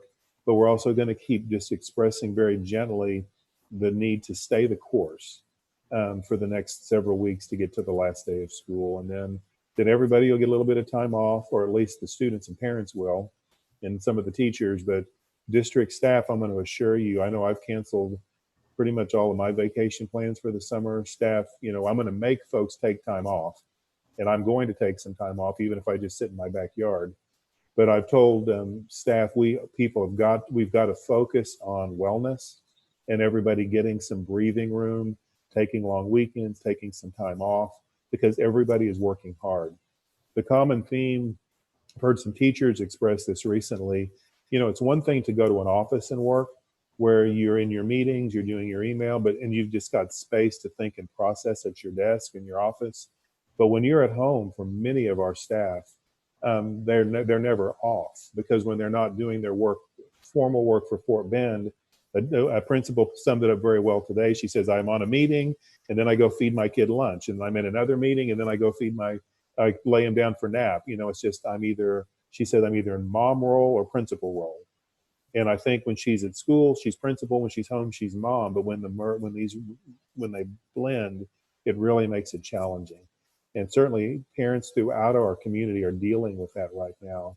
But as CEO of this organization, my concern is the well-being of the 11,000 people that work on our team, in addition to those that we're serving. So just know that we're really working hard to take wellness seriously, even in our own organization. So with that, I will see what questions or observations, comments, or feedback the board might offer. Thank you, Dr. Dupree, for that thorough conversation. There's a lot of information there, and we appreciate everything you shared with us. Let's going to start off with Mrs. Tossan, whenever she's ready. Yeah, thanks, Mr. Burdine. So I did have a couple of follow-up questions, but I wanted to say, first of all, just echoing what Dr. Dupree just said, is a massive, massive thank you, not just to our teachers and principals who are working under these conditions, but like you said, Charles, central admin, because I know when I've had questions or when community members have posed questions to me, that I've passed on to you guys. You've been very responsive, and working very hard to get explanations or answers, or if it's something that maybe wasn't thought about before, you've provided very thoughtful responses. So I just wanted to say thanks to the team that's on this call, as well as the team that's just listening in. I've emailed principals and just I just can't say enough about how responsive and engaged and just how hardworking everyone has been. So I just wanted to say that at the outset. One of the questions that I sent in, or I guess yesterday it was, and Deanna provided me a pretty quick response to it, were these GT extensions. I don't know if the rest of the board members are aware, but I have a GT student, and so I was a little bit concerned about piling on work on our GT students, because as we've talked about a number of times in the boardroom, it's not about more work. It's about different work. It's about ensuring, that we're challenging, or that we're providing a different learning opportunity for our students to have a different learning style. So I just want to say thanks, Deanna, for the response that you sent. So I do want us to make sure that we're ensuring that campuses are not providing more work. I did have an opportunity to look at what those GT extensions look like. And it did appear to me to be additional work instead of maybe different work. So I would just ask that you guys and that our principals and teachers think about that and make sure that I absolutely agree with, challenging our gifted students and making sure that they're having everything that they need, just like we do for our special ed students. But I just want to make sure that we're not creating too much additional work for them. Because what I saw today, we're requiring the original assignment in addition to the extension assignment, which is a separate submission and requires more than the 30 minutes, for example, for science than would normally be required. So, I mean, if it's give or take, it's not a big deal, but I just want to make sure, particularly our gifted students, tend to carry the weight of the world on their shoulders a lot of times. And, I just don't want to add to that. So I wanted to throw that out there. I didn't know if Deanna, you wanted to respond or not. I mean, it's not necessary, but I just wanted to reiterate that and throw that out there. Well, we really appreciate your feedback, Mrs. Tossan. That's how we continue to learn and grow. And so in my response, I shared, what the intent of the extensions are. And really the intent is not more work. It's really to challenge them as critical thinkers, to provide them with choice options, and to have different modalities for them to express their products and so forth. Now it's a work in progress. We're working just as our teachers are trying to pivot and learn the online piece.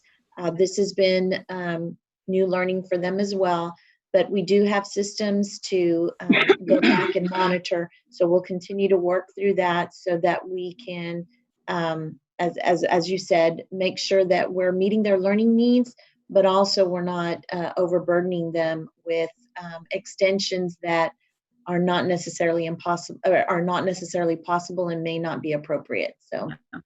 Well, thanks for that. The feedback. We get the, I think the purpose is spot on.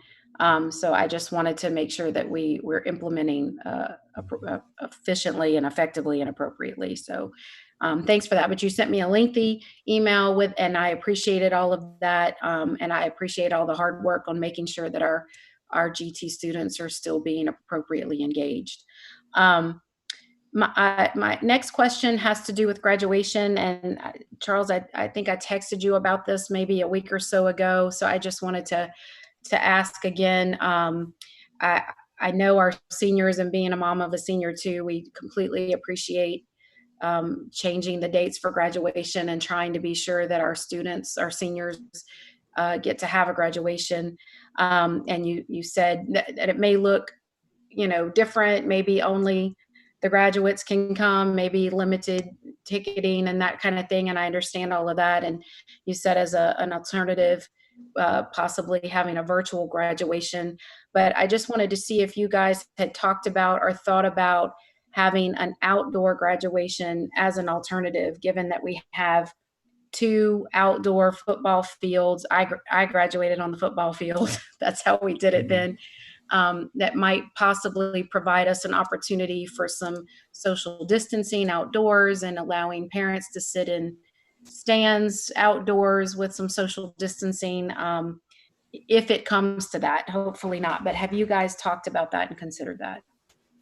Joe, would you like to speak to that?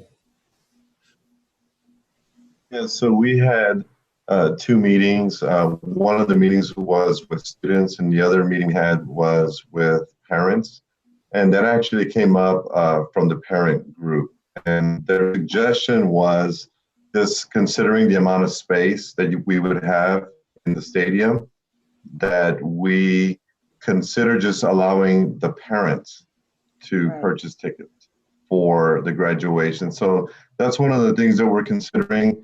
But we are going to have to really take a look at what does that look like for some of our larger high schools.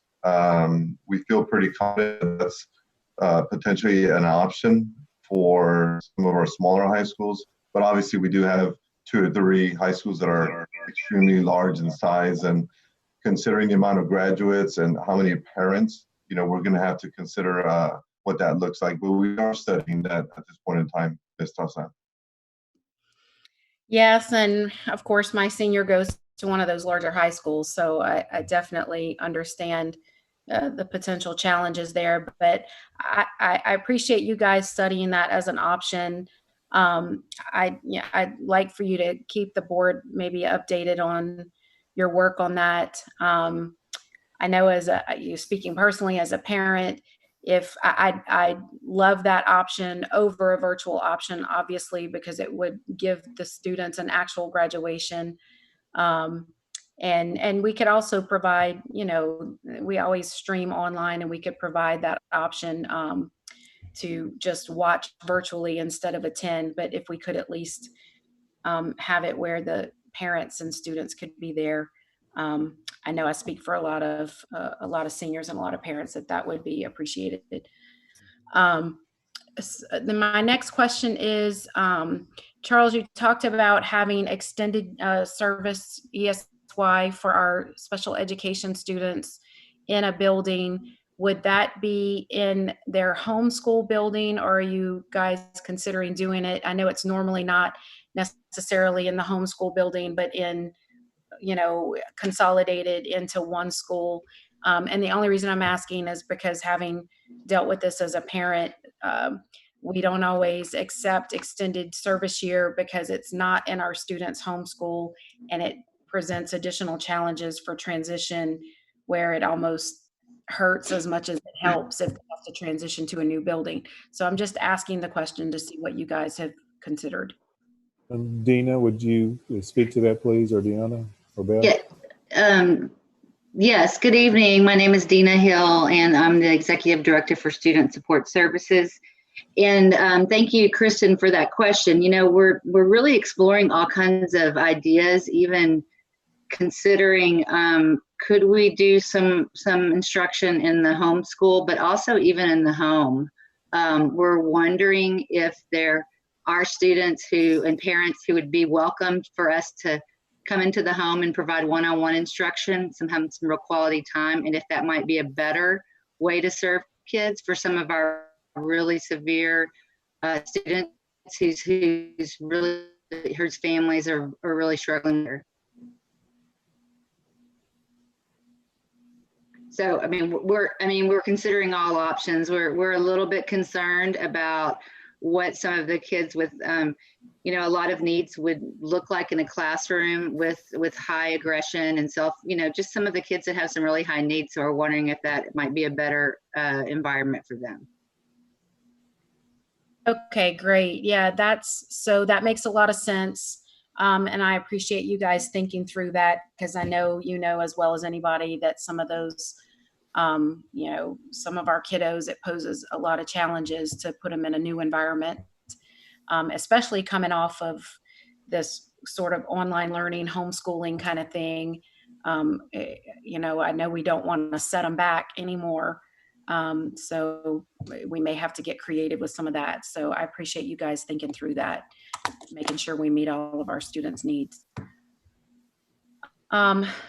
So my next question is, I appreciate, and I want to just confirm what I heard you say, Charles, that you are not at this time asking for an extended school year. So we're not, while we may, you don't foresee us having to start school any earlier than the August 12th start date that we already have on the calendar. But how we go back to school could look one of three ways: either going back to school normally, going back completely online, or some hybrid, which is kind of where you think we probably will fall. Is that correct? That's correct. And I do want to clarify, we do believe some of our campuses, if not all of our campuses, will need to do some form of an on-ramp or jump start for kids who need intensive support, maybe the week or two before school starts. But we're at this time, there's no discussion about starting the school year before the August 12th official start date, although we might engage some students before that. And yes, as you know, the legislature in the last session offered us the opportunity to do an extended school year that's funded. And so we may come back to the board with some type of amendment to the calendar to extend into the summer if necessary. But at this point, that's not something we're ready to even get into yet. There's just lots of pieces that we need to put in place first. So I guess that was part of the reason for my question, is if we could get some funded time, even if it's for that ramp up week. I'm sure that that would be beneficial to the district as well as to the students. For those students that might come back with an individual education plan because they didn't meet standard, or wherever we think some kids have some gaps. Yeah, I would think that's kind of where my mind was going, and I would think that would be something we would consider. I don't know if we have to, probably Mr. Morris or Mr. Scamardo could help us, ensure that we are doing it correctly per whatever the executive order, or I guess it was issued as an executive order. I'm not 100% sure. But just to make sure that we do that such that we could benefit from that. No, that was actually legislation. So that's something the TEA has already written rules on. And the commissioner brings it up in nearly every meeting I'm in with him. But he's wanting districts to use that as part of their strategy for next year. So it's absolutely something that we're going to give consideration to. Okay, good. And then my last question, I did submit the question about construction. So thank you, Mr. Perez, for giving us that update. And it's great to hear that we're even ahead on some of our construction projects. My question was, one of the questions was around the new high school, and just making sure that we're on target to get that. I know we were expediting that, and then even some of our other projects. So it looks like we're on target or ahead of target. And thanks to you guys for pushing that through and making sure that we stay on schedule with that. No real question, but thank you. Thank you. All right, I think that's it. Thank you, Mrs. Tossan. Appreciate it. Mrs. Helliger. All right, thank you. Can you all hear me well? Yes, ma'am. All right, good. All right, so thank you, Dr. Dupree, for you really unpacked a lot of information this evening around kind of the update and the status of kind of where we are today. I do have some questions that kind of work with what Ms. Thompson has already asked. So before we can get to the opening of the school in August, you mentioned that, or you clarified, I think for a lot of people around, you have to have the T3 pass, you have to have the meets requirements. Yeah, meet standard. So is there going to be, and then you had all these different types of scenarios that we may have at the end of the school year. How will that be communicated to the parents? Well, so there's several ways. Like, so right now we've got the website. We're doing regular written and video communication on these things. Now, are you asking about just the broad brush, or are you asking about their individual student? So I'm asking about individual students because so is the scenario that if you pass T3 and you meet standard, then you automatically are promoted? No, and that's one of the things we're trying to get across to folks is that it's not a hard and fast, you have to get this to get this. In the end, what's going to happen, so I think the way I would compare it to any given school year, teachers have to assess whatever the grades on that piece of paper are, are they really ready to advance to the next grade level? So that piece of the work is typical. And that's going to be done at the school level and any information delivered to the parent by the campus staff. Now, the most recent conversation I've had about that, we were very clear that we need a very predetermined process to make sure every student gets fair, equitable consideration, no matter what school, no matter what classroom, no matter who's working on it. So there is going to be a process and proper form and documentation so that the parent has something they're given that says, here is the what and here is the why, and this is how we got here. And in the end, it's just like any other hard conversation about retention and promotion. The parent will be part of that conversation.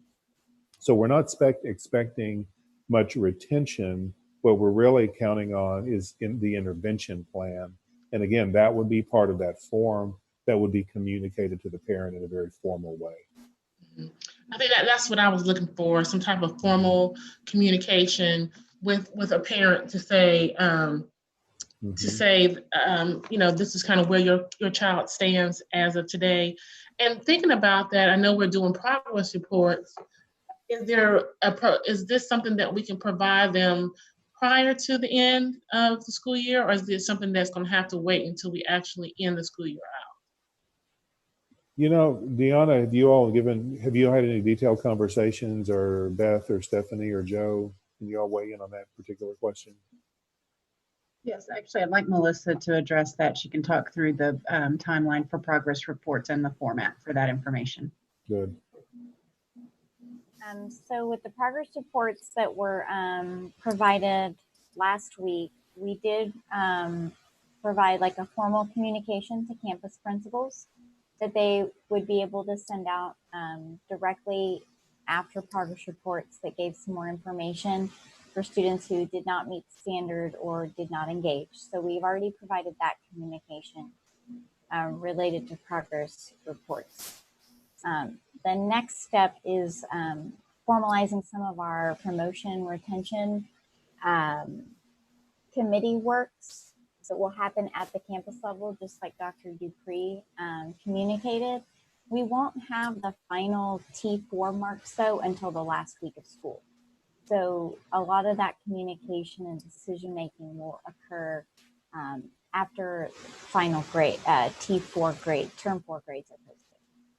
Okay, so that's what I wanted to know. So basically, once the term ends, you all will be doing your work, and then parents will receive a letter of some sort, letting them know where their child stands in this process. Yes, ma'am. And with the action plan. Yes, ma'am. Okay, all right, that's good, thank you. And so my next question was, so I kind of chuckled when Dr. Dupree said that his money is on option C. And my question is, you have option A and B, but is there a reason why we have to do A or B? Well, can we opt in? Can people opt in to an option C? Well, so I'll weigh in on that, and others may want to add to that. I think that's under a typical circumstance, the answer would be no. Because our funding source is based on having, I always say, bottoms and seats. Kids have to be in the building to be counted for funding purposes under current state law. So if we're going to do anything on a hybrid level where we're getting credit for kids who are not in the building, it is going to take a special order from the governor, from the commissioner of education with his support. And so that's why we're having to operate under all three of these possibilities, because I don't think it'll be feasible for us as an organization to try to educate a substantial portion of our population without some sort of funding. Now, we get a lot of funding locally, which is why we may be able to do a small group of students that way for some parents who just say, I'm not going to do it. But to have a formal system in place, we're going to have support from TEA, the commissioner, and probably some special order from the governor to make that happen. And the reason why I asked that question, because I think we have to challenge the system. Because some students are doing really, really well in this particular scenario. You know, they're excelling, they can work at their own pace, they're managing the classes. I mean, this is what they've ever wanted. They don't have to deal with the social aspects of school. And so, you know, this pandemic has really opened the eyes to a lot of corporations, and school business is a corporation of how we do our current business. And when looking at that, you see corporations are now, even from a staff perspective, they found that, you know, my business is still working with my employees working from home. So now when you go back to work, that model is now different because we've proven that point. So not to say that this is something that I want to do for all our students. However, I do believe that fundamentally we should be providing in a 21st century schools, we should be now providing more options in order to prepare our students. Because the reality of it is, if our kids, you know, they had lots of issues. A lot of them had lots of issues with adapting to this format. When they go to college, if we're really preparing them and looking at the profile of a graduate, a lot of our schools, our colleges are doing, Houston Community College, are doing online classes or some type of hybrid format of that. So that's kind of why I was kind of asking that question and wanted to challenge our thinking around that. Yes, ma'am. And you may remember back a couple of years ago, we've actually had this conversation in our boardroom about needing this kind of programming. And like you said, the pandemic has really put us in a position to try to push the system a little bit. And there's a lot of discussion on the state level about this right now. So I'm hearing it from other superintendents, the commissioners talking about it. So it's very possible, even in the next legislative session, starting in January, there could be some movement in this direction to allow funding to go with the student and the services provided, not necessarily just having them in a building. I think it's like any other program. I think you put limits on it, you offer it up to students, the first people that, you know, sign up for it, and it gives kids a different opportunity to succeed. And then of course there's kids like mine that needs a lot of support. And so right now we are having a hard time personally with keeping up with the schoolwork, because just like all the other teachers and principals and everyone else, you know, working an 8-to-5 job for a child that needs a lot of support is extremely, extremely difficult. And so for me, you know, for my household, we need to find some type of format where we can social distance and go to school and still provide my child that kind of support. He may not be on an extreme level as some of our other students, but putting him in a classroom with in a smaller group setting, I'm sure would help him to stay focused during this particular period. And I definitely agree that when we come back in August, the expectation has definitely have to be different. So I'm totally supportive of that. I mean, we cannot operate the same way we did now. I mean, this is an emergency situation. But now we're giving ourselves time to plan. You're not providing, you're taking that July off so that we can focus on beginning our own mental health, as well as preparing for the start of the new school year. I think is very important to us and important to the success of our district in this upcoming school year. So I appreciate all the work that you guys have been doing, and thanks for your time. Thank you. Thank you, Mrs. Helliger. Mr. Rice. Thank you, Mr. President. I would like to take a moment to thank Dr. Dupree and the executive staff and all of our staff and teachers for their efforts. And I'm going to take one moment to repeat much of what Dr. Dupree has already stated, because I think it bears repeating, and I can embellish it a little bit more than he could. But I want to take us back to spring break, when we didn't know the Monday before spring break what was going to happen. And Fort Bend ISD, a district of 78,000 students, had to pivot and provide online instruction to all of the students and get the planning going to roll that out in the space of a week. And it may have taken a little bit longer than that to really get up to speed, but it happened really in short order. And now we hear from Dr. Dupree that almost 98% of 78,000 students are accessing Schoology and engaging in online instruction. That's pretty good. In addition, we've passed out laptops that are serving 11,000 students, 1,300 hotspots to students who did not have internet service at home. We've been feeding children from 23 of our campuses, 11,000 meals a day, 23 campuses. Think about that.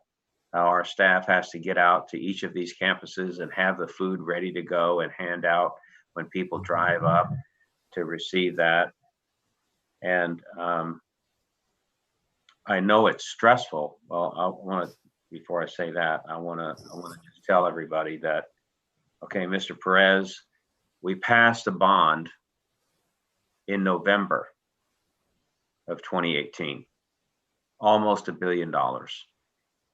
So it didn't get ramped up in 2018. It got ramped up. I know you started it, but when you think about it, we really only had 2019 and 5 months of 2020. That's 17 months. And to have contracted for all of the work, except for 60 million of an almost $1 billion bond program, is quite remarkable. And to manage that, all of the architects, the contractors, the surveyors, and all of that stuff, and keeping track of the money. I know it's still going to take time to finish the construction, especially on the large projects. That's really nothing short of remarkable. And I want our community to know about this kind of stuff. I'm saying a prayer every day that God will remove this blight of this pandemic from the earth so we can get back to work. I know it's stressful for our teachers, for our administrators, and everyone, but I'm thankful that we've got funding so that we've been able to pay every single employee at Fort Bend ISD. No one's had to take a pay cut. No one's been furloughed. And that's not true of every industry in society. We have many of those private industries where tens of thousands of people have lost their jobs. So I am praying that we can get back to work, because without the support of the state budget that comes from sales tax revenue, which constitutes the vast majority of the state's budget, we will have the challenges not in the next school year, but in the 2021-22 school year. And we have been able to weather the storm, I think, because we've had good leadership from you, Dr. Dupree, and your executive team, and also from the board, which has supported you. So it's really important that everyone know the support the board has given the administration. We called off school on Tuesday, and the governor called it off on the following Friday. But Dr. Dupree could only have done that with the full support of the school board. So I'm proud to be a part of the school board, and for your leadership too, Mr. Burdine, because it shows how we are getting through this terrible crisis, which we're never going to forget. We're going to be telling our grandchildren about it and what we did and how we got through it. But I'm very proud to be a part of this team. And I just wanted to take that moment of personal privilege to share. I'm really glad this is recorded, because I want everybody in Fort Bend ISD, all the parents out there, to watch it and know the contributions that Dr. Dupree, everyone at Fort Bend ISD is making, continuing our mission to educate children. Thank you. Thank you very much, Mr. Rice. We appreciate your comments. Mrs. James. Thank you. And Mr. Rice, I echo everything that you said. Really, the staff effort, the leadership in the district, and the staff effort in teaching and learning, construction, child nutrition, every single department, finance, business and finance, everybody has really just done a remarkable job. So I appreciate your hearing the statistics of what we've accomplished, so I can continue to share the news of that with the community, because they are wondering, especially even community members who don't have children in school. They're wondering what's going on, what's happening. And so it's really nice to have those statistics to share with the community and to share the good news. So thank you for the report. I want to pick up on a couple of things that my colleagues have said and ask a couple of questions. So one was Ms. Helliger brought up about online instruction, and I appreciated the options you kind of outlined, and I know the staff is working on developing those. Is there a process that's some school districts in the state have an online learning program? There must be a process to apply for that, or to get some kind of, permission, if you will, to provide that. Is that something that we can look into? I think you must be referring to virtual schools. Is that? Yeah, I'm thinking, I believe like Grapevine Colleyville has an online program that they run, and they have student enrollment from all over the state. And I don't know if what the other ones are, but I know a couple of ISDs have an online learning program. Yes, I believe that'd be part of the virtual schools network, and that is something that it's already on my follow-up list personally that we need to dig into. Absolutely, that ties with what Ms. Helliger was speaking to. That I agree, we need to expand that opportunity for many of our students. Okay, great, and I think that's a good follow-up, because I agree, and and I've said this a number of times, and I think the board has as well. This situation has provided us an opportunity for innovation, and I don't want to lose those gains, because if I look out 20 years from now, school, I think, will look differently. And I want us to be poised to be the innovators, because we've got great leadership in this district. And what could that look like, and how can we meet the needs of our students in a different way? Ms. Helliger is exactly right, because the kids graduate from our schools and then they go to HCC or Wharton County Junior College or many of the large public universities, and they take online courses. And that's a common way for the higher education to be received. So I just want to put it out there as something that we should look into.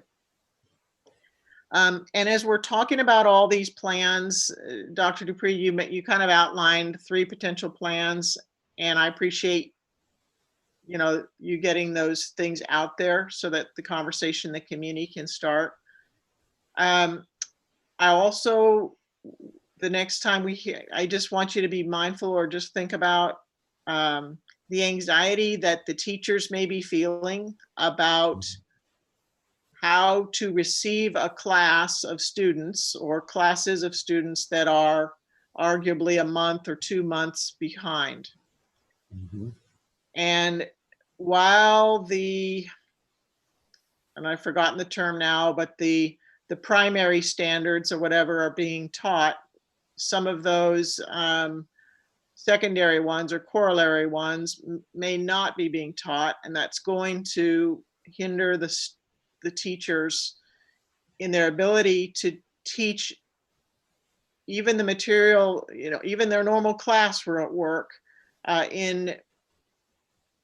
the speed that they normally do. Mm-hmm. The pacing, and I guess we call it pacing. Yes.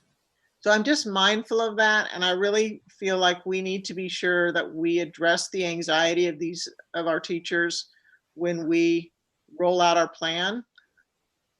And there's a couple of, so here's my question related to that. Have we received or do we expect to receive guidance from the TEA regarding pacing, regarding how to deal with students that arguably have 2 months of catch up to do,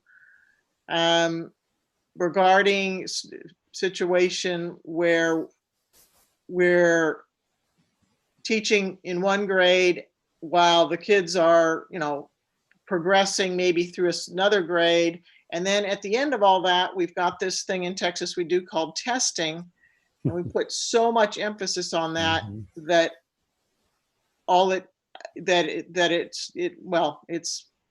it's unfortunate to the system. So do you expect any guidance on that, or maybe you could answer that? So no, I'm going to be honest. I do not expect guidance on that, because those are truly local decisions about how to handle that, the individual student needs. The commissioner in every meeting I've been in has acknowledged this is a multi-year issue. That being said, I am not hearing any talk about a second year of no star, because and this is where, and unfortunately, we're going to get in a very uncomfortable position in a year, because I believe, from what I'm hearing and understanding, they are going to want to go ahead and do star just to see where kids are. The downside to that, unless there is a waiver of the accountability system, that's going to result in schools getting grades assigned to them, because that's how the state system is structured to work. So my hope is that if they are determined to move forward with STAR in 21, is that they will at least suspend the accountability system and use that data only for diagnostic and analytical purposes, without assigning grades and accountability ratings to schools. Because anything they do really for the next 2 to 3 years will not be indicative of what schools are doing. Okay, well, I completely agree with that. And I completely agree with that. And I think that this board as a whole would agree with that. And I think we are in a position to advocate for and maybe lead some narrative around that topic. And so I would just encourage you to keep us informed about that. Mm-hmm. I also will say that we're well poised in our community-based accountability system, in our other assessment processes that we are developing and working on, in our model that we're developing about students owning their own learning and their progress through the curriculum. And I think this is an opportunity for us to accelerate on those areas, which are part of our long-term visionary and strategic goals, Mm-hmm. because I think it will help us as we have said all along, students, when they can make the progress that they can make at their pace and with high expectations in front of them, the rest of that testing and the catch up and all of that will solve itself.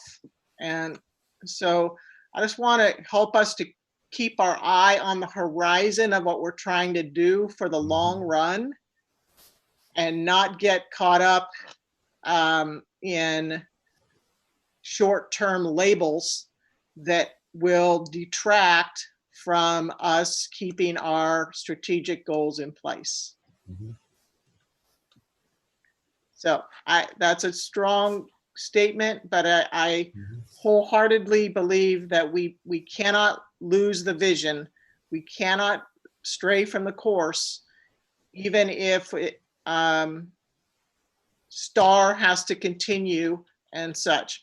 And we've got to take the pressure off our teachers and the anxiety of that and help them to focus on and understand our long-term goals and the importance of having that long-range look, because in the end, the students have to have the long-term success, and they will have it if we don't get caught up in little bits of STAR testing. So, well said. Thank you. I have another question. It has to do with your plans, and I'm excited to hear about the plans for extended day opening this week. I think that's that's really great, and it's a service to our community. And I hope that that as that becomes more and more visible, that essential workers will know that they can have their kids well served in Fort Bend ISD, and I appreciate that. Has there been any talk about continuing that in the summer months for essential workers or others as space is available? Yes, there has. We see ourselves, and some of this is coming even from the state level. We see ourselves as a resource in that way because we do have the staffing, the buildings to do that. And so, yes, we are expecting to serve that function throughout the summer if needed. Okay, I have seen some of my fellow politicians have put some statements out about that type of thing. So I don't know if we've reached out to our political contingent in Fort Bend County, but we might want to do that to make sure they know that this is a service that we are beginning, and because I do think it is a great service to the community. And that concludes my questions and comments. Thank you very much for this report. Thank you, Mrs. James. With all that being said, I'll echo every single thing that's been said by my fellow board members. And Mrs. James and Mrs. Helliger brought up a great point about challenging the way that we've done public schools in the legislative session coming up here in January. We always hear all the time about how public schools need to be more innovative and we need to do things different. We've been doing school the same way that we've been doing for the last 100 or 200 years, however long it's been. And so I couldn't echo more that this is a real opportunity for us to show the state of Texas or even the country how we can do some type of blended in-person online learning, or maybe all online learning, and do it with fidelity. We've done so much work on our online learning. I'd hate to see all that go to a waste. I think that we can continue to build on that in some capacity for some students. Once again, this has already been said, but I just want to reiterate that. I want to thank Central Administration, Design and Construction, Dr. Dupree, you and your team. I'd also like to thank, well, first I'd like to say how proud I am, Mr. Rice mentioned this, of Fort Bend ISD for being able to continue to pay our teachers and continue to keep everyone on the payroll. I'm very proud of that. And I'm going to take the personal privilege to mention several of the teachers that I see my kids, Blake and Michaela, working with. Mrs. Callard, who's a kindergarten teacher who engages with her students with her young daughter, Charlie, on her lap while she's engaging her whole class, which is very impressive. And she does it with a smile on her face. And Blake's teachers, Mrs. Goodspeed, Mrs. May, and Mrs. Marshall, for all of their hard work. It's a pleasure to see them all week. And I know we have thousands of other teachers out there that are doing amazing jobs, but I wanted to thank all of our teachers because it's not easy. I think all my fellow board members can appreciate what we like to say is pivoting, whether that's pivoting from your day-to-day job to board work and back and forth all day long. And I know teachers and central admin and everyone involved in our organization is having to pivot from the way that they've always done things. So I do appreciate that. And I know it's not easy. With that being said, we will now. Jason? Yes, sir. I had a comment. Please. So I also want to agree with what Addie and Grail and Nell you stated as far as online learning. But Charles, you had made a comment a few moments ago saying that these are supposed to be local decisions, but unfortunately they're not because they hold the purse strings. The state holds the purse strings. Mm-hmm. They're not really local decisions. I'd like to see them be local decisions because as you know, we always say, you know, all students learn differently. Mm-hmm. And when we had our 2 students on that panel last month, I had asked, I think she was from Kempner. Yes. Yep. Mm-hmm. And I had asked her the question, do you think that online learning works for some students? And she had said that she liked it. It's not for everybody. And we all know it's not for everybody. But like Jason has also reiterated that we spent a lot of time, not perfect now, but we've learned. And I think that there is a place for this in our district. And again, not for everybody, probably not for most people, but there's a place for our students, and there's probably a place for our teachers who are good at it. And so I think that as a school district, we need to join forces with some of our other districts and really start to push the TEA and the state that this is viable. This can work, and you shouldn't just pay us on butts in the seats, as you say, because it's not right. Because it should be a local decision, and if it's working for students, and if it's working for teachers, if it's working for the community, then we should be able to do it. And I was also gonna bring up the STAR, but I agree with what you said, and I think again we need to push back on that. And that's fine to take it just to kind of get it, to gauge what's transpired over the past year, but to use it for accountability, I don't think that's fair. One, it's probably never fair, but especially after shutting down school for months, Mm-hmm. and then having to make things up for a number of students at the beginning of the following year. So I really think that we need to have an effort, a joint effort, and to make sure that message gets out. So because I think that I'll give them the benefit of the doubt, perhaps maybe they haven't thought about this type of thing. So anyway, that's all I had to say. Thank you. Thank you, Mr. Rosenthal. Sorry about that. I didn't see your chat. All right. Any other trustees have any comments or questions that I haven't seen? With that being said, we will now convene in closed session under the Texas Open Meetings Act, Texas Government Code, Chapter 551, under the following sections for the purpose of private consultation with the board's attorney on any or all subject matters authorized by law. We are now convened in closed session.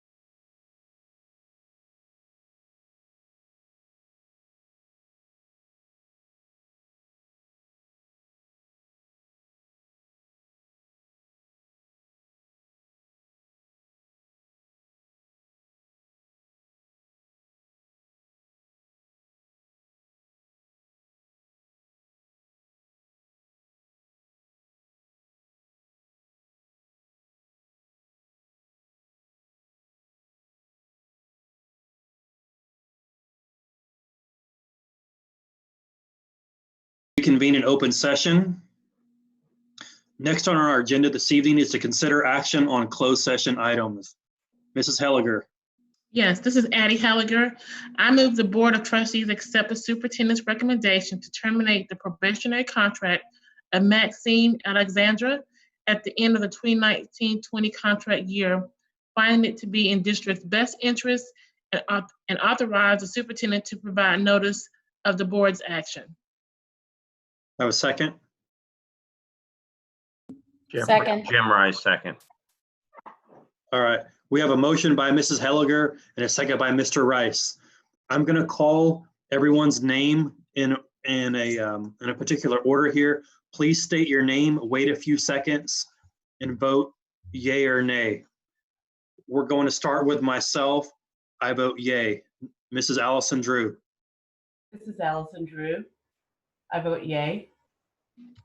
Mrs. Addie Helliger. This is Addie Helliger. I vote yay. Mrs. Grail James. This is Grail James. I vote yay. Mr. Jim Rice. This is Jim Rice. I vote yay. Mr. Dave Rosenthal.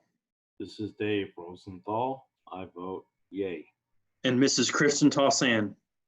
This is Kristen Tossan. I vote yay. Motion passes. Mrs. James. I move to award probationary employment contracts for the 2020-21. Okay, let me start over.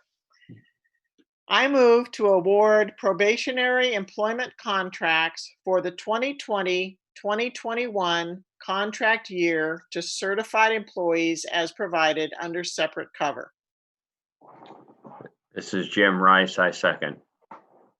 We have a motion by Mrs. James and a second by Mr. Rice. Once again, I'll call each board member's name, and please state your name and vote yay or nay. Jason Burdine, I vote yay. This is Allison Drew. This is Allison Drew, and I vote yay. Mrs. Addie Helliger. This is Addie Helliger. I vote yay. Mrs. Grail James. This is Grail James. I vote yay. Mr. Jim Rice. This is Jim Rice. I vote yay. Mr. Dave Rosenthal. This is Dave Rosenthal. I vote yay. And Mrs. Kristen Tossan. This is Kristen Tossan. I vote yay. Perfect. Go ahead, Mrs. James. Thank you, Mr. Burdine. I move to renew term employment contracts for the 2020-2021 contract year to certified employees as provided under separate cover. This is Jim Rice. I second that motion.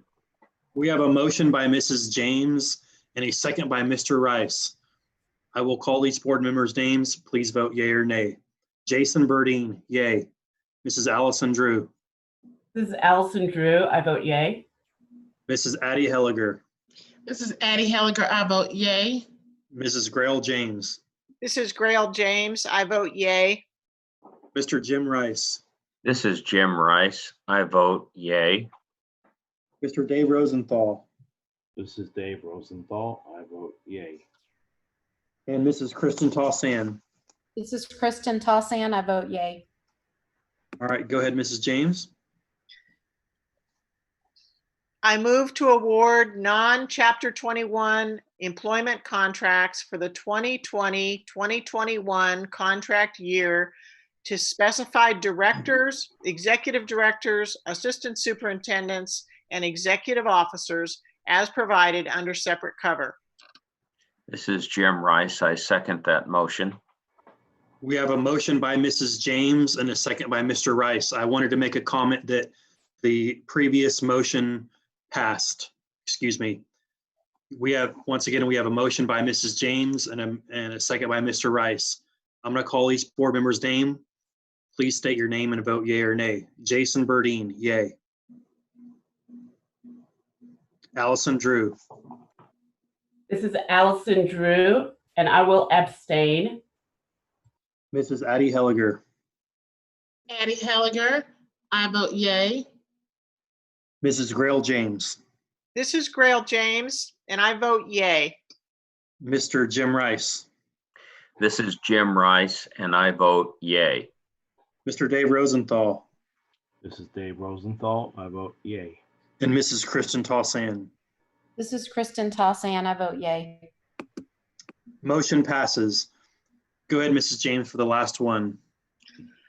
Thank you, Mr. Burdine. I move to award non-Chapter 21 employment contracts for the 2020-2021 contract year to specified non-certified teachers under the district's innovation plan as provided under separate cover.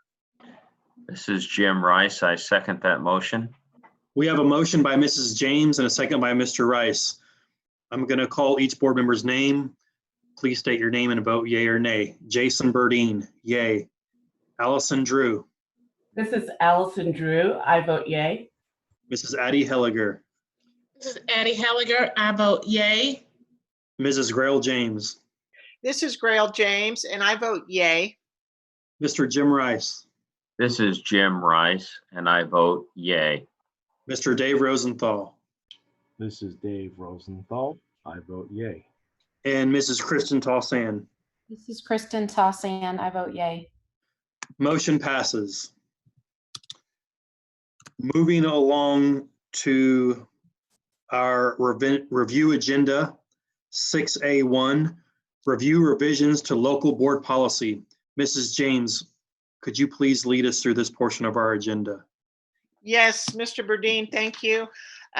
So there are 3 policies listed here. The third one is FFA. We've already discussed that. That was handled by the SHAC committee and by staff. The policy committee did not look at that.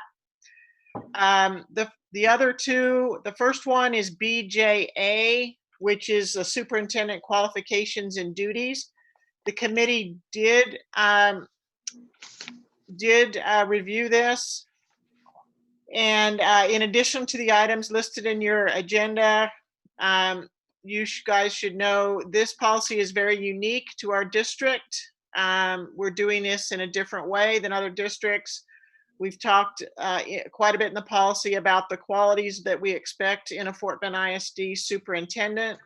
We talk about his or her responsibility in management of the district.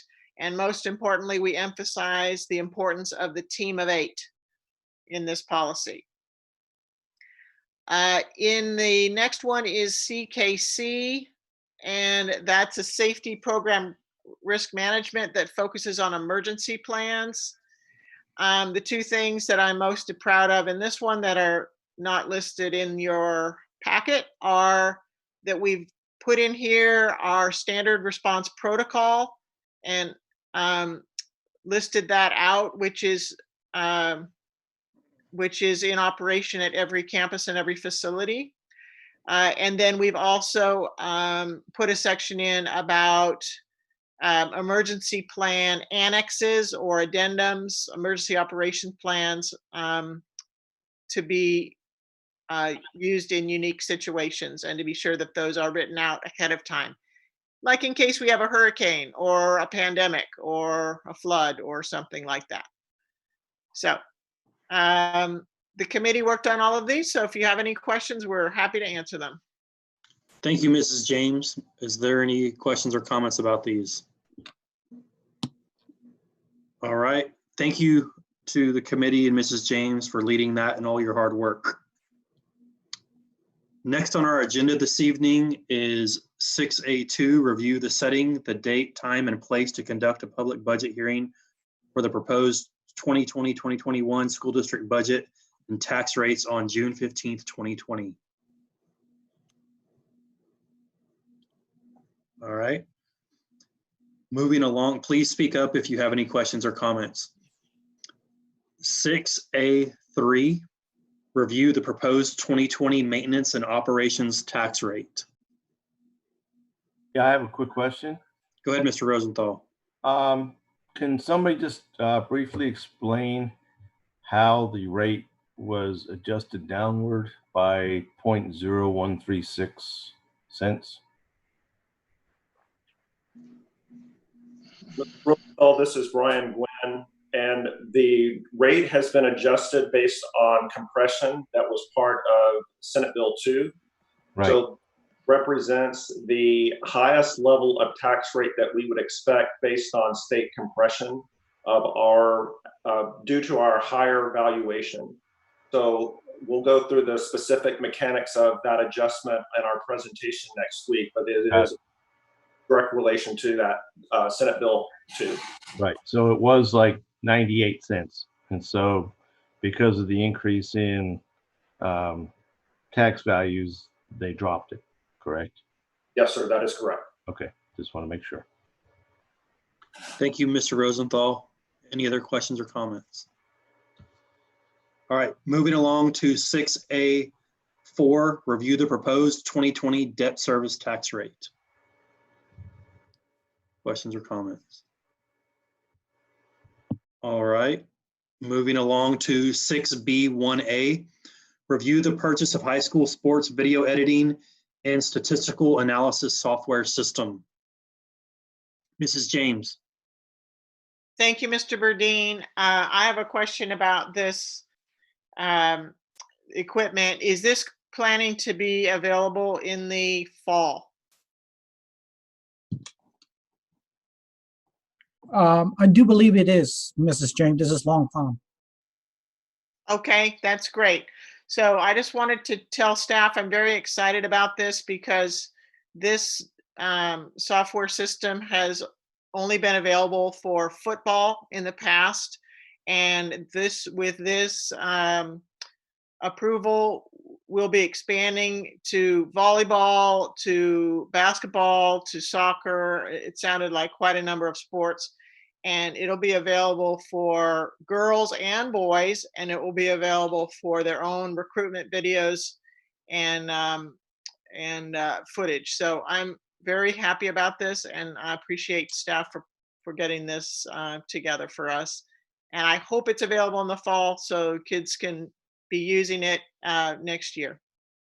I know that we have to have some installation, but we'll plan it out as a project. Excellent. Thank you. That's really cool. Thank you. I appreciate that. Please raise your hand once again if you have a question or comment. 6C1, review the approval of mental health services grant resolution. Speak up or raise your hand. All right. 6C2, review the waiver for the requirement to provide cardiopulmonary resuscitation instruction to all graduating students.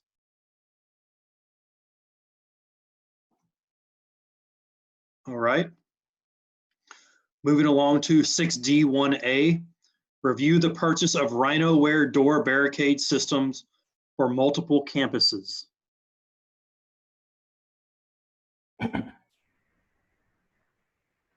All right, I'm not missing anyone. 6D1B, review the purchase of medical plan and flexible spending account administration services. I have a quick question. Go ahead, Mr. Rosenthal. So in the summary, it says, as part of UHC's best and final offer, district will receive an increased discretionary budget for wellness of $450,000. Can somebody describe some of those numbers and what that means to us? There's another number of 640,000 and then 689,000 at risk. Mr. Gwynn, could you answer that? I'm looking to see if Sonia Curtis, our benefits director, our payroll and benefits director, was on board, who specifically would have information about that. She was on the call. Sonia, you're still here? Yeah, She's here. Can you please respond to that? Okay, so with the 600, I'm sorry, with the additional wellness money, we normally use that toward, excuse me, like our activities regarding our wellness programs, like Zumba classes. It's pretty much our after hours classes, Zumba. I'm trying to think of all these little classes we have. The boot camps and those kinds of yeah, things. the boot camps and so forth. So we use that money to help with all our wellness programs for our employees. Sonia, does it pay salary for Gary or any of those folks as well? No, the salary is not part of the wellness dollars. Okay. So they're giving us, if we sign this contract, they're giving us $450,000 for. So currently we do get money from UHC that does cover our Zumba classes, our boot camp classes. So we'll have additional funds to use toward any additional wellness programs that we may choose. It's also, doesn't it go to like incentives to campuses as well when we have weight loss challenges and lots of different with our challenges, types of things? with any of our programs that we use, we would use that money. So, if we were to have a program and there would be an award for the best, the campus with the highest weight loss or whatever, that campus would get allocated so much money for winning that particular program. So anything wellness related that we have those funds to use that without using any additional district funds. Okay, so is that what that 640,000 is too? That's additional wellness benefits? Let me bring this up here. Do we know what that is, Brian or Gwen? Hold on. LaShonda, are you available? Yes, I'm here. Perfect. Can you answer this question for us? LaShonda is our Assistant Director of our benefits program. Yes, so the additional $600,000 that United Healthcare is contributing, that is actually a one-time annual additional discretionary fee that they threw in as part of the RFP. And so those dollars are actually there for us to use at will. And so I know there have been some discussions of maybe using it to offset some of the additional claims costs that we will see over the next 2 years. But that is just a one-time annual fee that will be available to us. And going back to the additional wellness fund, so we also use that money to pay for employee services such as flu shots, on-site mammograms, as Sonia stated, the virtual fitness classes. So there are a number of employee programs around wellness and mental health that those dollars are also used for. Okay, so I get the wellness stuff, the 640,000. Why don't they just knock that off the contract price if they're just going to give it back to us anyway? It seems kind of strange. And then the 689,000. Can you explain what that is? So going back to the discretionary amount, I would say one of the reasons why they didn't specifically take that off the total dollar amount is so that if we wanted to use those funds for additional programs around benefits and wellness, it would give us an opportunity to do that. The additional $600,000, $50,000 that you're seeing, that is basically related to our PGs, the performance guarantees. And so those are dollars that are basically wrapped up into the performance, such as customer service, such as claims processing. And so if United Healthcare fails to meet those performance standards that we have in place, we have that amount that's set aside that they potentially could pay us if they don't meet those expectations. Okay, thank you. Was there some concern? I don't know. I don't think they've resolved their dispute with Methodist. Is there concern on the part of district employees about that? So at this time, there's not, and the reason being is that we currently have a single case agreement in place that's directly with Methodist. And so therefore, our employees are still able to receive the benefits as in-network status for Methodist Hospital. I will tell you, as of last week, the most recent update we received from United Healthcare is that they have gone back to the table with Methodist, and they're hoping to have a response for us within the next week. And it looks favorable, but of course, there's nothing officially that's been announced at this time. Mr. Rosenthal, I would also add that there are 2 other large benefits administration programs that have been in conflict in the past. So there's no guarantee that if we move to a different vendor that we wouldn't experience the same, issue down the road. Got it. Okay, well, thank you. Thank you. Thank you, Mr. Rosenthal. Thank you for LaShonda or Mrs. Walls, Mrs. Curtis for your help, Mr. Gwynn. Moving on to 6E1. Review the recommendations for the new positions to support Fort Bend ISD strategic priorities for the 2021 school year. I think maybe this item is pulled, Well, Dr. Dupree. I was just about to ask, was this the pulled item, Dr. Dupree, 6E1? This is yes, it is. Okay, 6E1 has been pulled. Excuse me. 6E2, review the 2021. Has this been pulled as well, Dr. Dupree? This one has been revised and replaced with a new item. Brian, do you want to review that very quickly? 6E2? Yes, on the compensation. Yes, sir. So as part of the compensation item, the two of the largest components that were included in the agenda item were for a retention supplement for non-teaching staff, and then the teacher step increase of $500. Both the teacher step increase and the retention supplement were $500. We have removed both of those components from the plan. So what would remain in the general fund would be the equity adjustments, reclassification, stipend adjustments, and calendar adjustments. And those together total just under $600,000. So in the general fund is where the primary impact is, and that's been reduced by about $4.9 million from what it was previously downward.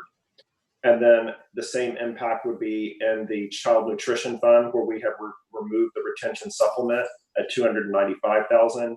And again, in extended learning, removed the retention supplement that was $176,000. So when we bring forward the final item for your consideration next week, the agenda item will not reflect those costs, nor will the forecast. And I would like to just jump on and speak to that, because since this item was publicly posted, I'm sure some members of our community have reviewed it.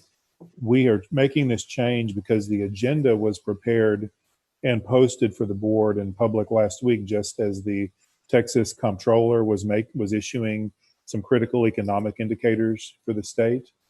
And over the weekend, reviewing that information in light of where we know the state budget is going over the next 2 to 3 years, we felt like it would be prudent to pull back on that investment of that $6 million right now, because we're probably going to need it in the next couple of years to continue advancing our work, either in compensation or other priorities.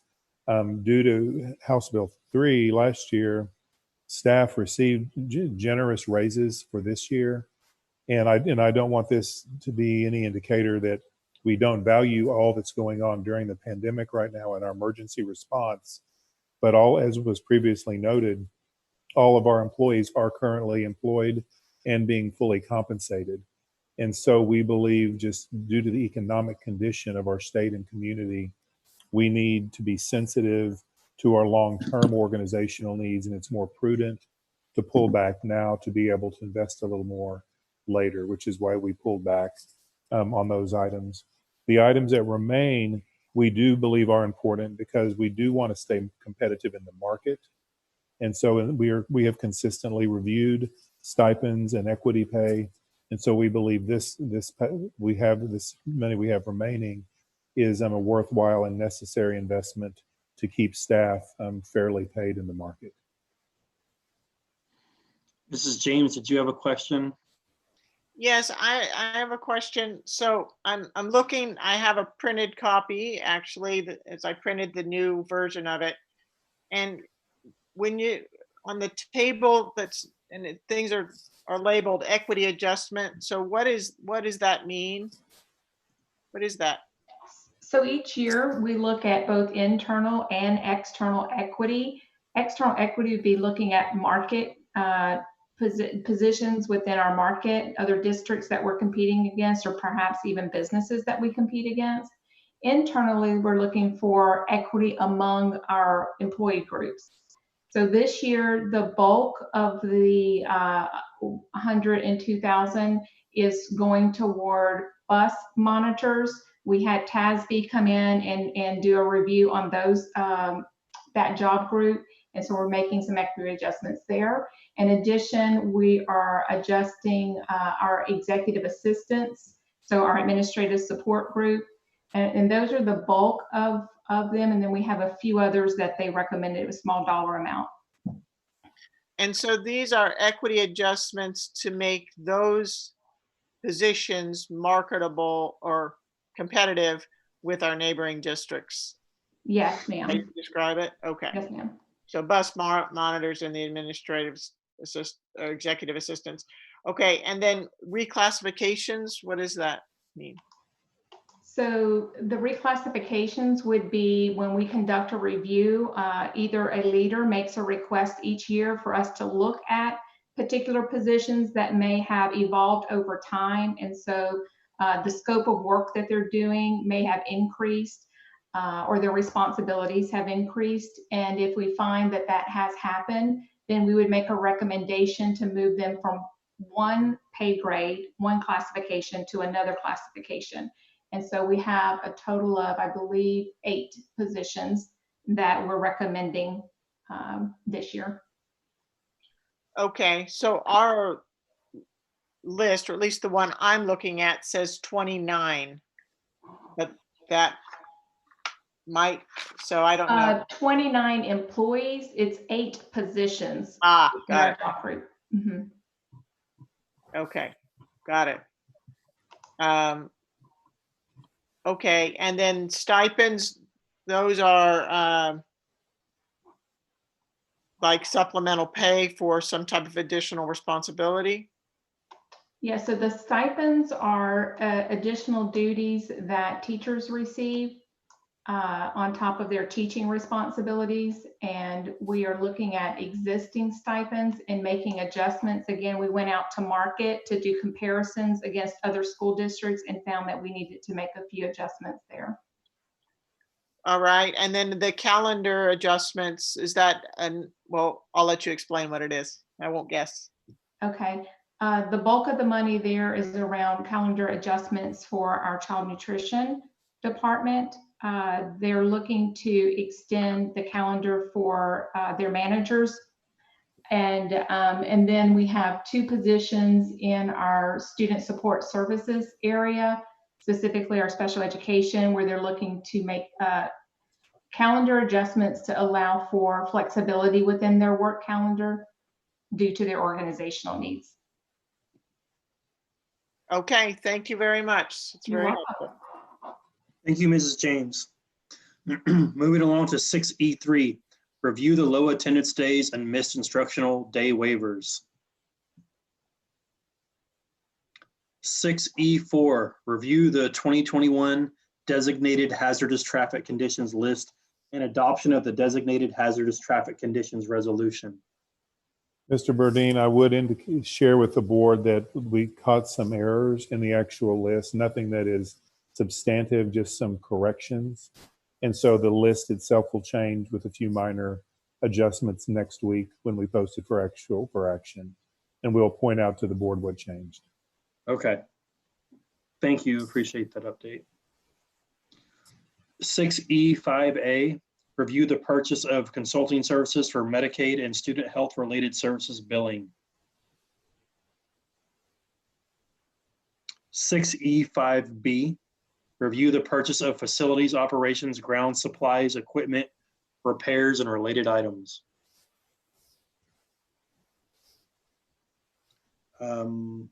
6E5C, review the purchase of HVAC equipment, supplies, services, controls, and related items.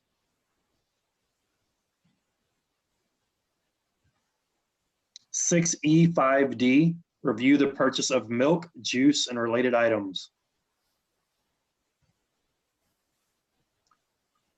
6E6A, review the use of the 2014 bond program contingency as proposed.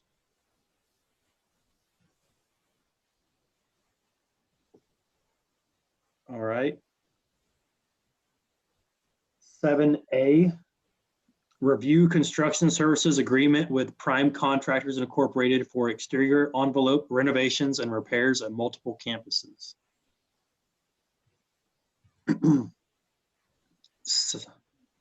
6E7B, review the construction services agreement with Unify Energy Solutions, LLC, for HVAC controls at multiple campuses. 6E7C, review construction services agreement with Jordan Enterprises, I hope that's right, Jordan Enterprise LP for site work renovations at multiple campuses. All right, next on our agenda is our audience items. I believe we have one speaker this evening. Is that still correct, Mr. Rozier? Yes, sir. All right. The board encourages and welcomes comments and input from our patrons, but we cannot respond, deliberate, or decide regarding any subject that is not included on the posted agenda. Please limit your comments to 3 minutes, and please refrain from mentioning a student or employee's name when voicing a concern or complaint, as board policy provides alternative procedures through the grievance process, policies GF local or DGBA local, to seek resolution to complaints. The superintendent's office, human resources, and administration in general can assist you in finding these procedures online. The following procedures will apply to tonight's audience comments. 1, I will read the name of the citizen registered to speak and share that they will have 3 minutes to make their comments. 2, prior to speaking, the citizen must press *67 to unmute their phone. Number 3, once the citizen starts his or her comments, Mr. Rozier, the board's recording secretary, will announce when the speaker has 30 seconds remaining. And 4, once the citizen has concluded his or her name or his or her comments, Mr. Rozier will mute the citizen's phone line. All right. I am looking, Mr. Rozier, you want to, here we go. I have Glenda McCall. Good evening, Dr. Dupree, President Burdine, and esteemed board members and staff. First, I'd like to thank you for the incredible job that you've done handling this pandemic shutdown and the online learning process, and the efforts you have made in developing a rigorous academic curriculum for students. I commend you on your efforts. Fort Bend AFT surveyed our teachers in an effort to gauge how well our teachers are doing with online instruction, and the results were enlightening. 70% of our respondents reported working more than 8 hours a day, while 23% of those reported working 12 to 15 hours a day. They expressed concerns with balanced work hours while simultaneously caring for their own children. 40% reported having to engage in 3 to 5 meetings, and 23 reported attending 6 to 10 meetings a week. They expressed the meetings were long and unnecessary. 78% expressed concerns with student engagement and equity issues for their students. They cited that families are experiencing COVID in their own families, are essential workers, do not have adequate internet service, or are frustrated with the amount of work that caused them to avoid engaging. 40% stated that many of their students still did not have adequate internet services. 38% reported frustrations with directives given after hours with insufficient time to complete them. Finally, we asked our respondents what they wanted admin to know, and they cited unrealistic SED expectations and excessive paperwork, inadequate and unreliable internet access for teachers and students, inconsistent and unclear grading expectations. Some of the actual comments were, administrators at my campus are doing a great job, but I've gotten feedback from parents and students and teachers are giving too much work. Instead of adding more and more rigor, we need to not make this harder or more frustrating on teachers and parents who have to help with younger learners. There needs to be more grace given to parents and students who cannot meaningfully engage in the assignments due to prohibitive circumstances. These are just a few of the comments, so I'll leave you with a final comment from the survey. Everyone has gone above and beyond 30 for seconds education remaining. for our kids. Everyone stay strong and keep up the good work. If you'd like more information on this survey, I'd be happy to provide that information to you. Thank you. Thank you, Mrs. McCall. We appreciate your comments this evening. Next on our agenda are action items. We do not have any this evening. So the last, may I have a motion to adjourn in a second? I move that we adjourn. This is Grail James. I second. We have a motion by Mrs. Haliger and a second by Mrs. James. This meeting is now adjourned. Thank you all for being here this evening.